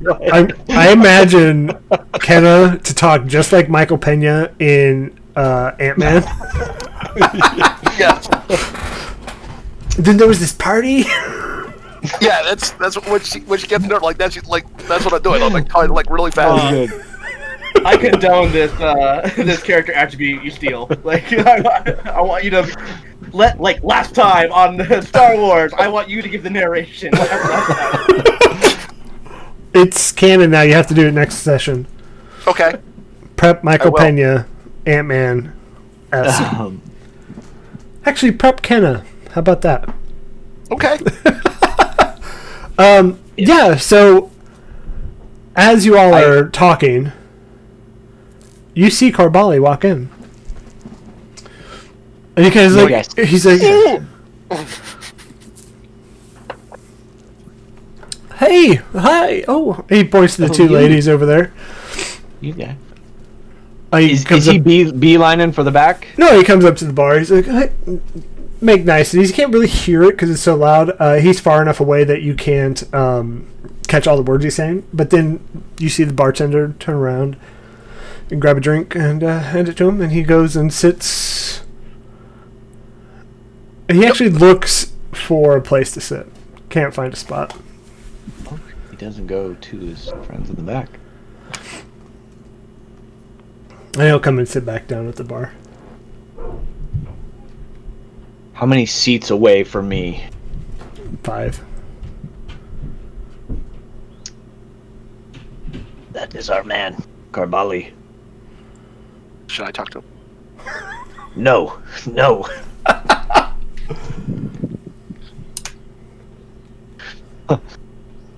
Unfortunately, I think Roll should talk to him. Unfortunately. Yeah, because I've had so much success talking to patrons at this bar today. Fine. You want what? You want 1B to do it? No, I'll go talk to him. I don't want 1B to do anything. Equipped speed, handling negotiations of any kind. What? If Roll and myself are hurt, you heal me first. Sir, that is written into my programming. Double checking. I love You are that my so first much. priority, sir. The crew is secondary. Everybody else, don't even worry about it. Yeah, so you gonna walk up to Karbali? Yeah, I'll walk up to him. He's just sitting there drinking by himself, you know. Oh, hey, how you doing? You seem to be a new face around here. You from around here? So we were sent to come talk to you. Do you have a place where we can talk more privately? Well, it depends on who sent you. Does the Jedi Council ring a bell? He kind of he does this little move to your lips. Actually, he does. And he goes, Dabri. Sorry, I'm not there. Yeah, it was Dabri. Oh, well, do you mind if I have a few and then we can head out of here? There's not. I mean, it's not really quiet here. You want a drink? On me? Of course. And the guy brings two. You can't really tell what it is. It's very viscous. You may know from Corellia. How old were you when you left? About 12. But Corellians are famous for their wine. I'll bet you it was Corellian. Good Corellian wine. No, it's not. It's like some kind of sludge, ish stuff. It's okay, Hunter. It's not. You can do that. It doesn't violate, but you cannot show bare feet. Bare feet violates TOS. So nobody bare feet. It's a weird fetish. Weird fetish for people, so it could be deemed as sexual. I mean, So I'm not going to kink shame. Yeah, no. Is it about the drinking or smoking? Is that what? No, he flipped the camera.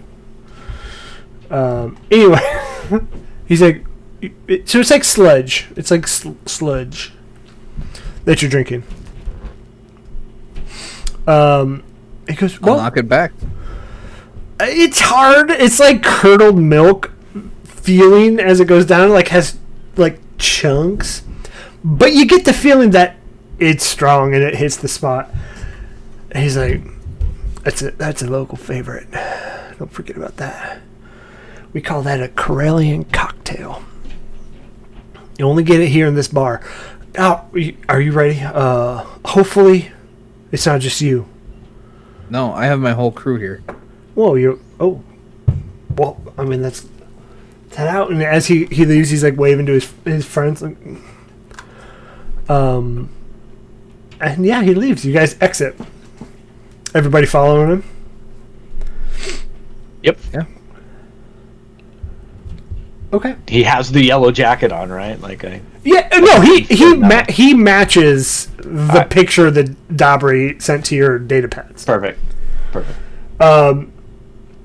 And he's like, all right, it's not too far, just up this block. So y'all are you're all some funny looking Jedi. Not Jedi. Never said we were Jedi. Well, if you said the Jedi Council. I okay, my bad. I assumed, you know what they say when you assume makes an ass out of me and you. But I assumed y'all were Jedi. We'll come back. We'll circle around and touch base on that later. Do we look like Jedi? That's what I say. You look like weird Jedi. I've never seen Jedi like you. So are you? I mean, I'm confused now. Are you Jedi? One be as one with the Force. And the Force is one with me. Sir. Not a Jedi. Not okay. About the farthest thing from a Jedi that you can find. Oh my god, I'm sorry I asked. This seems to... So what brings you to be... and he's stumbling on his words, not thinking of what to say. What brings you to help the Jedi then? Credits. Oh, you're all about the money. I get you. That's fair. I mean, I try to make some coin myself. That's why I'm helping too. You see, I'm not a Jedi. We're all about the Palpatine's baby. And then as you're way before Palpatine. Sorry, it is way before Palpatine. Yeah. As you're walking down one of the alleys, you hear someone go, "Hey, I thought you said you wanted to show me your blaster." And he's going to take a shot at you. Oh! And as you look, so initiative, we're going to get into a little bit of combat, everybody in the chat, so I know everybody's been waiting for it. Initiative is amazing in this system. One of the best I've ever seen. So, like I've explained it before, I don't know if I did that on stream or not, but initiative is rolling either two different checks. You don't have an initiative skill. Let me pull it up just so I can read it correctly. So initiative is normally determined by means of a skill check performed by each participant. So you each will roll a skill check. A character makes a cool check or a vigilance check. Since you are unaware, it's going to be a vigilance check. If you're aware of it, it's going to be cool. If you're unaware of it, it's going to be a vigilance. So your vigilance skill, that's your dice pool for initiative. You don't have any purple, you don't have anything else that's canceling it out. And that's that, right? So how initiative works, once we determine the order, it's group initiative, which is really cool. It's such a fun system. So if, say it's, Dryce rolls the best, and then Roll, and then Kenna, and then 1B, you have those 4 slots. You can mix and match wherever you want to be. So if it's more advantageous for Roll to go first, you can go ahead and take that first spot. If it's more advantageous to go last, you can take it last. It doesn't matter. You guys determine it. It creates this kind of meta talk that is a little bit more strategic in the sense of planning, right? So everybody, go ahead and roll a vigilance check, and then give me your successes. I'm gonna use my rapid reaction and take 3 strain to get 3 successes. Whoa! And that's before my roll. Whoa! Okay, so yeah, go ahead and mark your strain. Those don't reset each session, by the way. I don't know if this is good or bad. I figured let's test it out and we'll figure out. Yeah, go ahead. How willy-nilly I use this later, but I'm gonna go 3. Takes my strain down to 10. And then, are we rolling against anything, or this is straight just roll? Straight roll. And mine are 2 green, so 1 success. So I'm at a total of 5 successes. Whoa! Nice. 2 successes. Someone's going first. Well, I'm gonna give it to roll, I think. Okay. Yeah. So what did everybody else roll? I got a 5, a 2, a 2. Roll. What'd you roll? I got 1 success, 2 advantages. You don't keep those advantages on initiative checks. So just 1 success. 1. So, y'all 5, 2, 2, 2, 2, 1, 1. So, PC, PC, PC, NPC, NPC, PC, and PC. All right, so that's the order. So a 5, 2, 2, 2, 2, 2, 1, 1. Okay, first slot. This is going to go ahead and be a blaster attack since it's like a surprise round. So, what is your soak roll? 3. Ranged light. All right, so how these work, the blaster pistol is a ranged light. There's different categories of ranged. And that's in association with your agility skill. They got an okay agility, and I'm gonna say they're good with it, so they've put a rank into it. And you said you have 3 soak, and so since how range works in combat range is abstract. So if you think of combat range, it's not in feet. Don't worry about feet. It's in bands. Tiers. Yeah. So there's engaged, there's close range, there's medium range, long range, or extreme range. Engaged is you are in combat with this person. Close range, you're not in combat, but you're, maybe one side, like you're sitting at the same table. Medium, you're across the room from somebody. So you could hear them talk, you can hear them. Long range, you're down the street. Extreme range, you're like, looking at them through a scope somewhere. So you guys are all medium range. Each range with a blaster pistol gives a difficulty. So difficulty is going to be 2 purple. So I'm going to roll 1 yellow, 2 greens against 2 purple. And so what I rolled is 3 successes and 1 advantage. So how damage works. So if you roll a success, you hit. You don't have to roll a number of successes. But now the damage is the blaster pistol has a set damage. Each success adds a damage to that. So the blaster pistol is 6 damage. 3 successes make it 9 damage. You take that 9 against your soak, which your soak is 3. So now you take 6 wounds. That's how that works. Okay, we're going to go into actual combat now. So we understand the basics. For combat, now you can do a couple of things. And I'll read that to everybody. So combat, you can do... I got it right here. You can do an action and a maneuver. That's what you can do. An action is you can attack. You can use a skill. You can use a force. You can perform a second maneuver. Maneuver, you can move. That's a maneuver. You can use a stim pack. You can ready or stow a weapon. You can open, close the door, and interact with the environment. You can aim. So if you don't want to move and you want to aim, that gives you a boost dice to your blaster attack. Or you can take cover. So taking cover will give a setback dice to whomever's shooting at you. So, pretty easy. So we're going to go to that first PC slot. Who wants to take it? I think that might be a bad idea given my dice so far tonight, but sure. Okay. Well, there's how many of us go first? 3. 3. So does anybody want to go at the very end? I mean, 1B, we've kind of set up like you're the...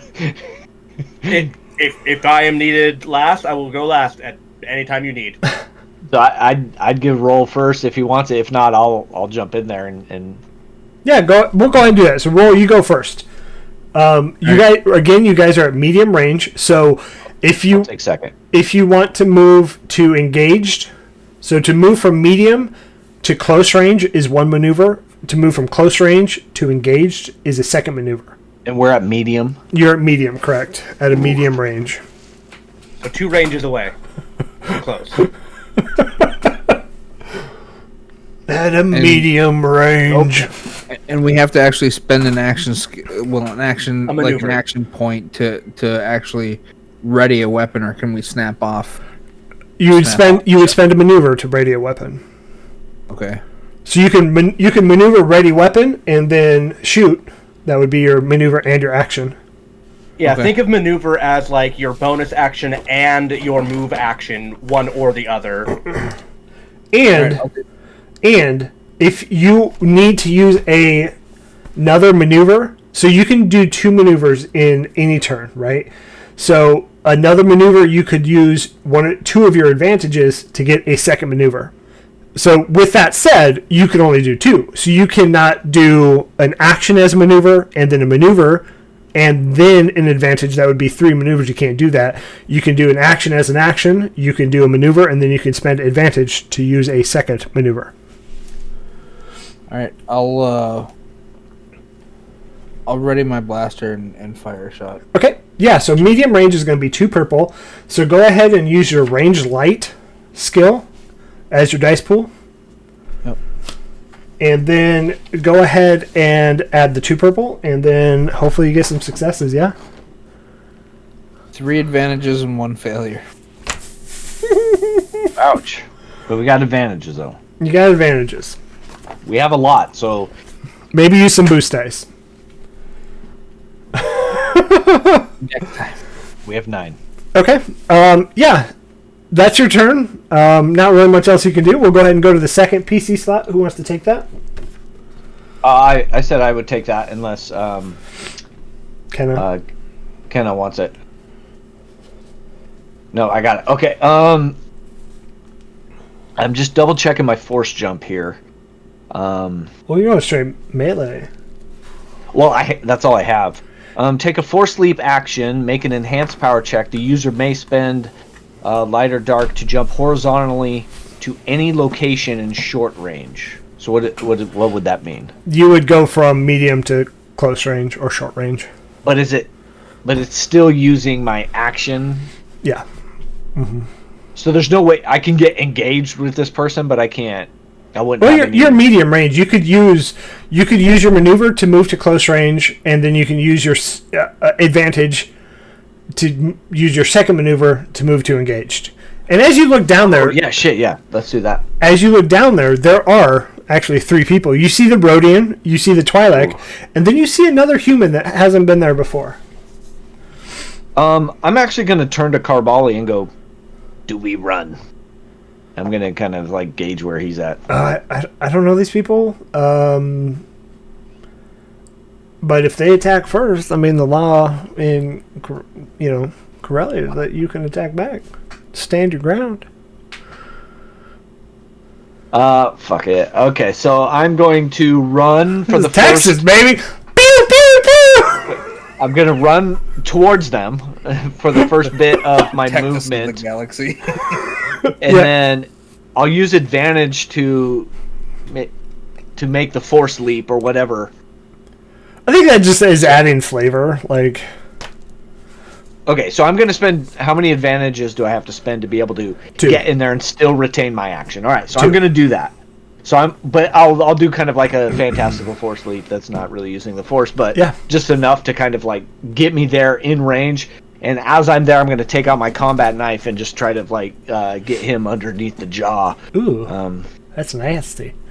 It's nasty, Peter. Also, just to be clear, where we're at with force dice, I think 1B you have 1 dark and 1 light. Roll, you have a light. Dryce, you have a light, and 1. Kenna, you have 1 dark side. Okay, So yeah. I'm gonna. So melee is going to be 2 purple. All right, I have a +3 on my combat knife, so 3 green. So hopefully this turns out well. That's 2 successes. Nice. Yeah, so go ahead and take the damage plus those 2 successes. Damage is 4, 5, 6. Their soak is 4, so they take 2 wounds. 2 wounds. Do I want to say anything? No, I don't want to say anything. Fuck these guys. All right. We'll go to PC slot 3. I think you're muted, muted. Roll. Or, Kenna. There you go. Yeah.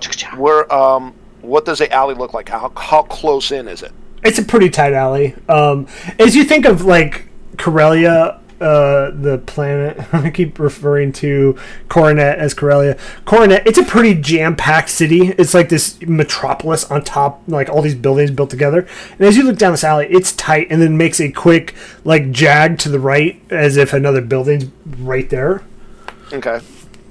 So what I'm going to do is I'm going to run forward and use my athletics to parkour up a side, and I'm going to use some advantage to be able to strike from, like, get up the side and just drop down and punch him with my brass knuckles. Parkour. Okay, yeah. So, to be clear, you're moving from medium to close, and did you say you're using advantage to close that gap? Close that gap. Yeah, okay. Yep. Okay. Advantage going away. All right. Because we got to use them. So Yeah, we saw 5. Yeah. We're good. And are you hitting the one that Dryce just stabbed? no, I'm hitting the different Twilight. Okay, yeah, Dryce, you got the Rhodian. Twilight, go ahead. I don't know what that Okay. means, but I got it. So I use brawl. Well, you should have a melee skill, I guess, which is just melee, and then that's your brawl. Whether you've put ranks into it or not.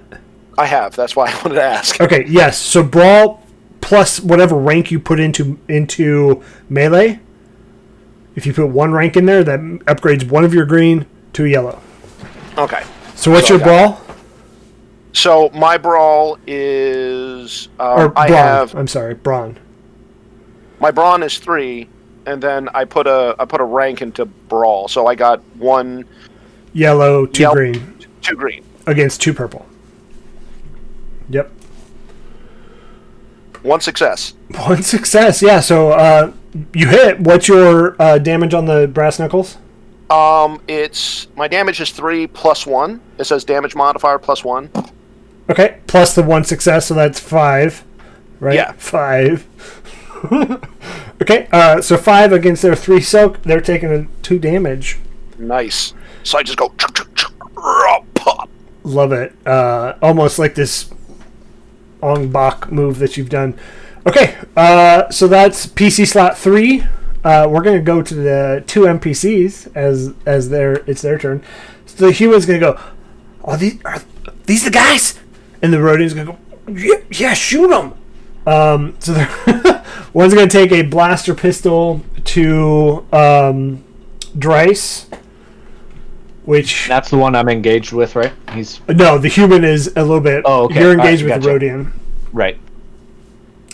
So the blaster pistol, he's got... What has he got in there? Beep, beep, beep, beep, beep. He sucks at shooting. It's agility. He's only got 2. Yeah. But I'm going to use my 2 threat, to upgrade it, to add a boost dice. I got to use him or lose him, guys. That's what they told me. Is it true if you don't use it, you lose it? That's true. And since it's close range with a blaster, that's only 1 purple, just so you all know. So it's only 1 purple. Sure. 1 advantage and 1 failure. So they don't hit. Wow. Do we gain an advantage? No, I get the advantage. But the failure, does that... It just shoots wide. Sorry. Shoots wide. Gotcha. Next one's going to do the same thing, but I'm not going to use. I don't have any advantage. Ooh, 1 success, 1 advantage. So now I do have 2. Let me mark that. Is that to me? No, that is to. That's the Twi'lek to Kenna. God damn it, I can't think of names right now. Thank you. The Twi'lek to Kenna, and it's going to be. They have a. Shit, what do they have? They have a blaster pistol. Actually, that would be 2 purple since it's in melee. Let me re-roll that. Sorry, guys. Just what? It's harder. Yeah, it's. I just rolled 1 advantage. Yeah, definitely re-roll that. And guess what? It comes out to be just 1 advantage. It doesn't hit. All right. So now it's going to be 1B's turn. 1B, what you're looking at, you're still at medium range. You have Dryce engaged with the Rhodian. You have Kenna engaged with the Twi'lek, and the human is just a little bit further back. I would like to use my maneuver to get into Roll's two-face roll and act as his cover. Take cover behind me, sir, as I do a medicine check and I repair. I'll do a repair or a medicine check on him. Okay. It's not a bad wound, so we'll go 1 purple. 2 yellow, 1 green, 1 blue. And I'm gonna say until next turn, roll. If anybody takes a shot at you, it will have a setback dice because you're technically behind cover. 3 successes, 2 advantages. And so, how does that work for your skill? I get a free stim pack, 1 per not session. What's the word? Once per encounter, I get a free stim pack out of my med kit. Stim pack normally does 5 healing, but because of my stim pack expertise, you heal 6. Nice. That's exactly how much you took. Nice. You're back to full health, roll. Anything else and you would don't like droids? So basically, I put my back to the enemy, and I'm facing you, and I'm just like my hands are just working furiously at stitching you up. I love it. Anything else, 1B? That is my turn. Okay, it's going to be that last NPC's turn, which is the Twi'lek. No, it's the Rhodian. Sorry about that. Yep. And he's going to try and just punch you with and you see he does have brass knuckles as well. Because you are engaged, that's going to be... He's got 2, and then 2 purple. Complete wash. Cool. Good game, guys. Good game. All right, so Dryce is feeling good. We're back at the top of the order. Anybody can take this slot however they want. I'll do it. All right, you got it. I'm just gonna punch. I'm gonna actually, knowing about Twi'leks, I'm gonna punch his brain tail. That's for flavor. Okay. That's dirty. That's fighting dirty. Yeah, go ahead. It'll be 2 purple. Okay, here's what happened. 3 successes and 2 threats. Okay, so those threats just go into my advantage, which is Preach. I'm back up to 5. Dig. Okay, so yeah, go. What's the damage? It's 4 plus the 3 is 7. against their soak, and you feel that you see the Twi'lek just kind of crumple and just as you hit their head tail. Thanks. That's their weak spot. Their head tail. Okay. So I'll take two again unless. Well, he has maneuver. Do you want to do anything with your maneuver? Yeah. I'm gonna maneuver. I'm gonna get behind the human, like right behind, like switch up right behind him. Well, you'll just. I mean, that's abstractly you are now engaged with that person. Okay. Yep. All right. PC slot 2. Drace, if you want to, go ahead. Yeah, I'll take it if nobody wants it because I'm trying to end this thing. Kind of a big deal here. If I want to do my brawl as a combat skill instead of like stow my knife and then punch, I can use my brawl dice pool. Yes, correct. And I'm gonna attempt like a force punch because I can add it to it. I'm trying to like end this now and like push him and blast him down the hall, and then I want to like say, leave us alone, kind of thing. Yeah. Enough.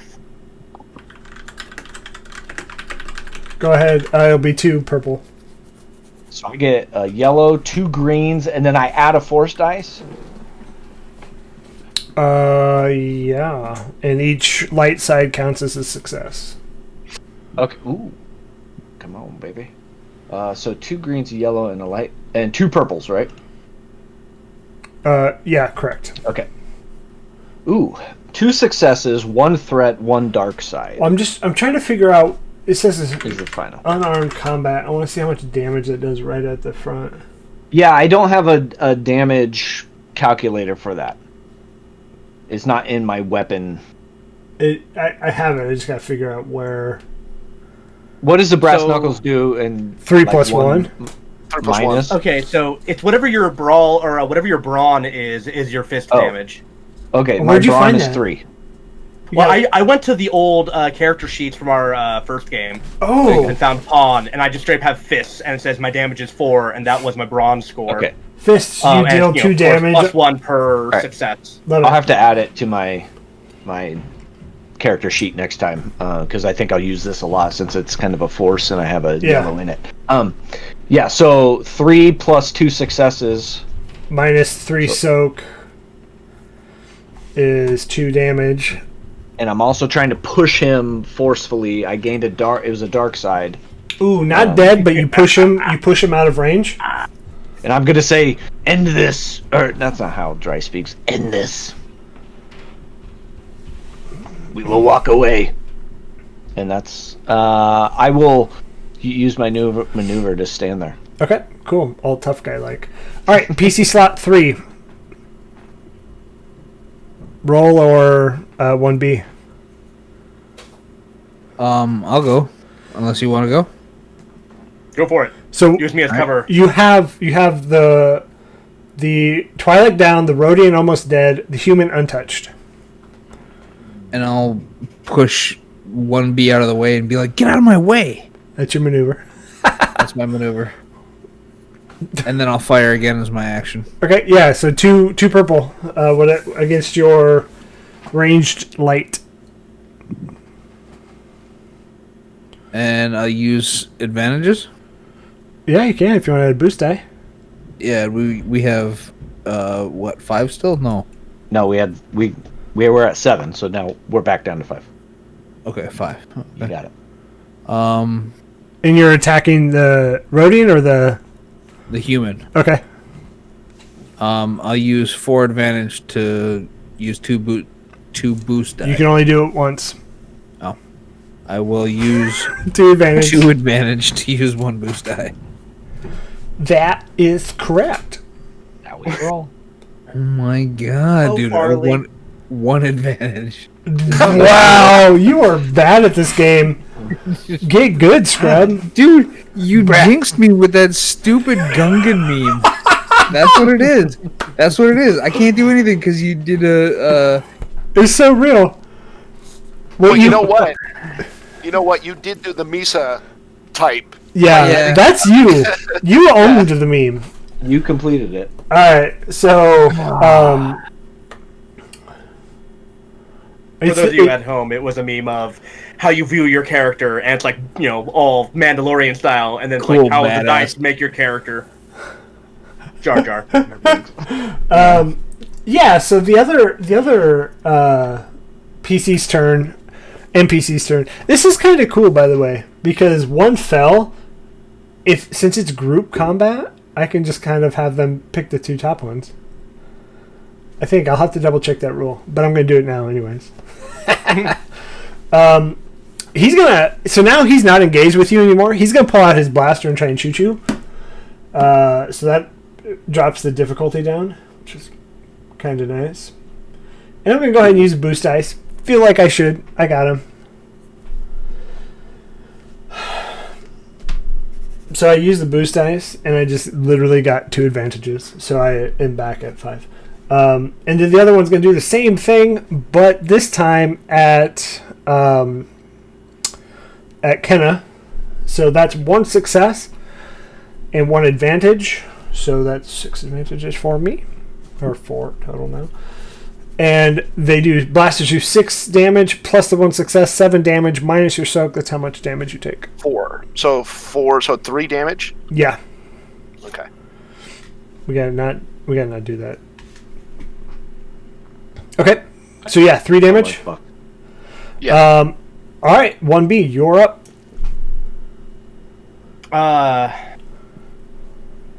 Priority, you are damaged. 1B, let's see, they're 2 distance away from me. So I will use my maneuver to get 1 closer. I will take 2 advantages to get another maneuver to get even closer so I can get into range of Kenna.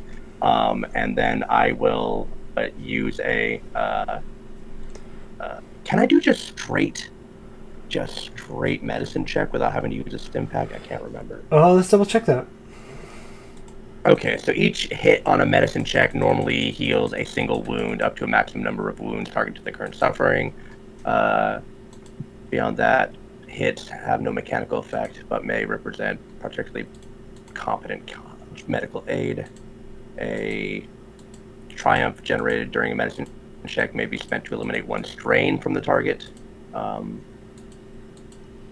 So let's see. What is your current health at? 12. 12. Okay, so current wounds equal half or less of wound threshold, so that's easy. So I will 1 purple, 2 yellow, 1 green, 1 blue. 3 successes, 1 advantage, 1 triumph. So how much damage did you take? 3 points.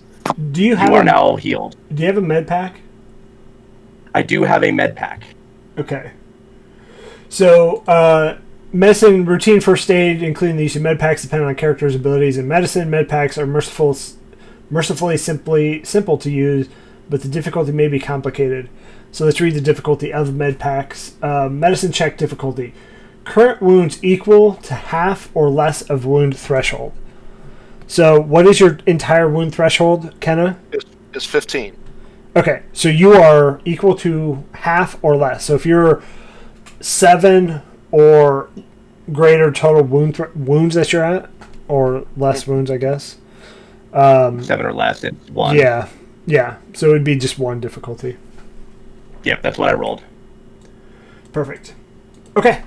And what'd you get on that? I'm sorry. So yes, I got 3 successes, 1 advantage, 1 triumph.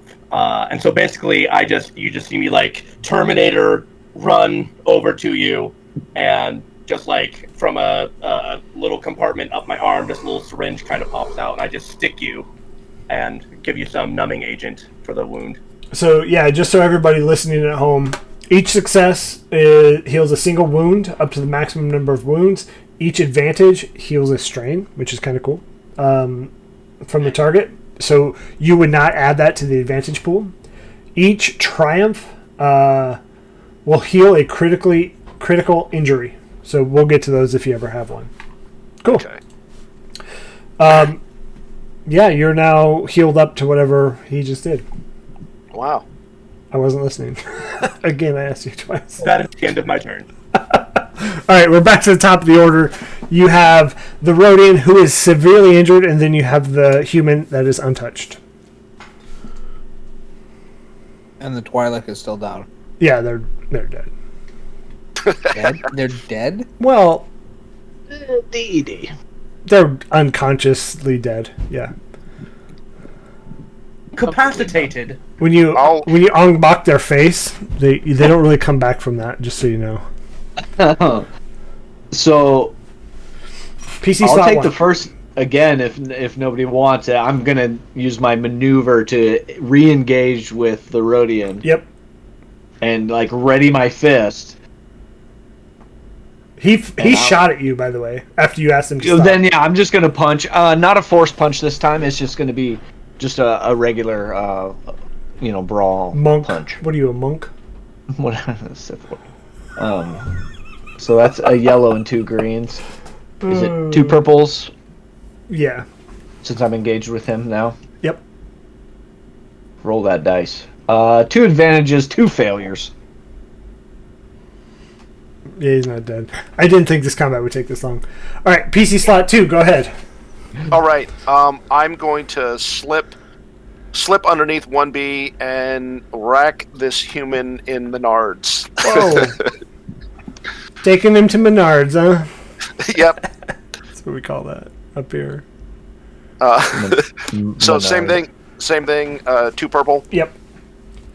1 success, 2 successes, 1 triumph. Ooh. So He has no more nards. good news is, Triumph on the ball. yeah, good news is triumph God, against why? NPCs. They add success, so that's like 3 successes. Let's hold up a second. Did you just reference the Wolfman has nards? Nards. That's all I know. Monster Squad? Nice. Love that movie. I love this group. A bunch of dorks in here. All right, so Yep. yeah, as you just you get him good, and he falls down unconscious from pain and blood and death. All right, you've used maneuver and your move. PC slot 3. Roll redemption time. Do something. Do something. That's it. I'm going to take aim, and I'm going to concentrate Add a boost dice. and fire at the human. That's Yes. a boost die. So we got boost die, 1 success, Yes, you did it. and 5 advantages. Wow. Advantageous of you to take that shot. All right, this person had 1 hit point, so it doesn't really matter what your damage is. They're dead, and thus ending combat. And Corbali's gonna uncrouch and go, "Oh, I can see why the Jedi sent you." And that's where we're gonna end it for tonight. So I want to say thanks everybody for hanging out with us on a Sunday night. Thanks chat for hanging out in our learning session. So this was episode 1 of Star Wars. Episode 1, better than Phantom Menace, is what this is going to be dubbed. And it was a ton of fun. A lot of story setup, a lot of rules. We'll continue to be adding these rules. We'll go over and over them again so everybody understands them. Is the words I'm trying to say. And we'll continue down this train. You're going to learn, we're going to learn, we're going to do this together. But I hope everybody had a good time. I want to say thank you to the people playing with me. It was a ton of fun. We'll be here not next Sunday. That will be Curse of Strahd, D&D 5e. The following Sunday will be Force and Destiny again. So, again, thanks everybody. And we'll talk to you all 2 weeks from now. Or Wednesday. Come hang out for Wildmount. So, bye. Arrivederci. That's the way to say it.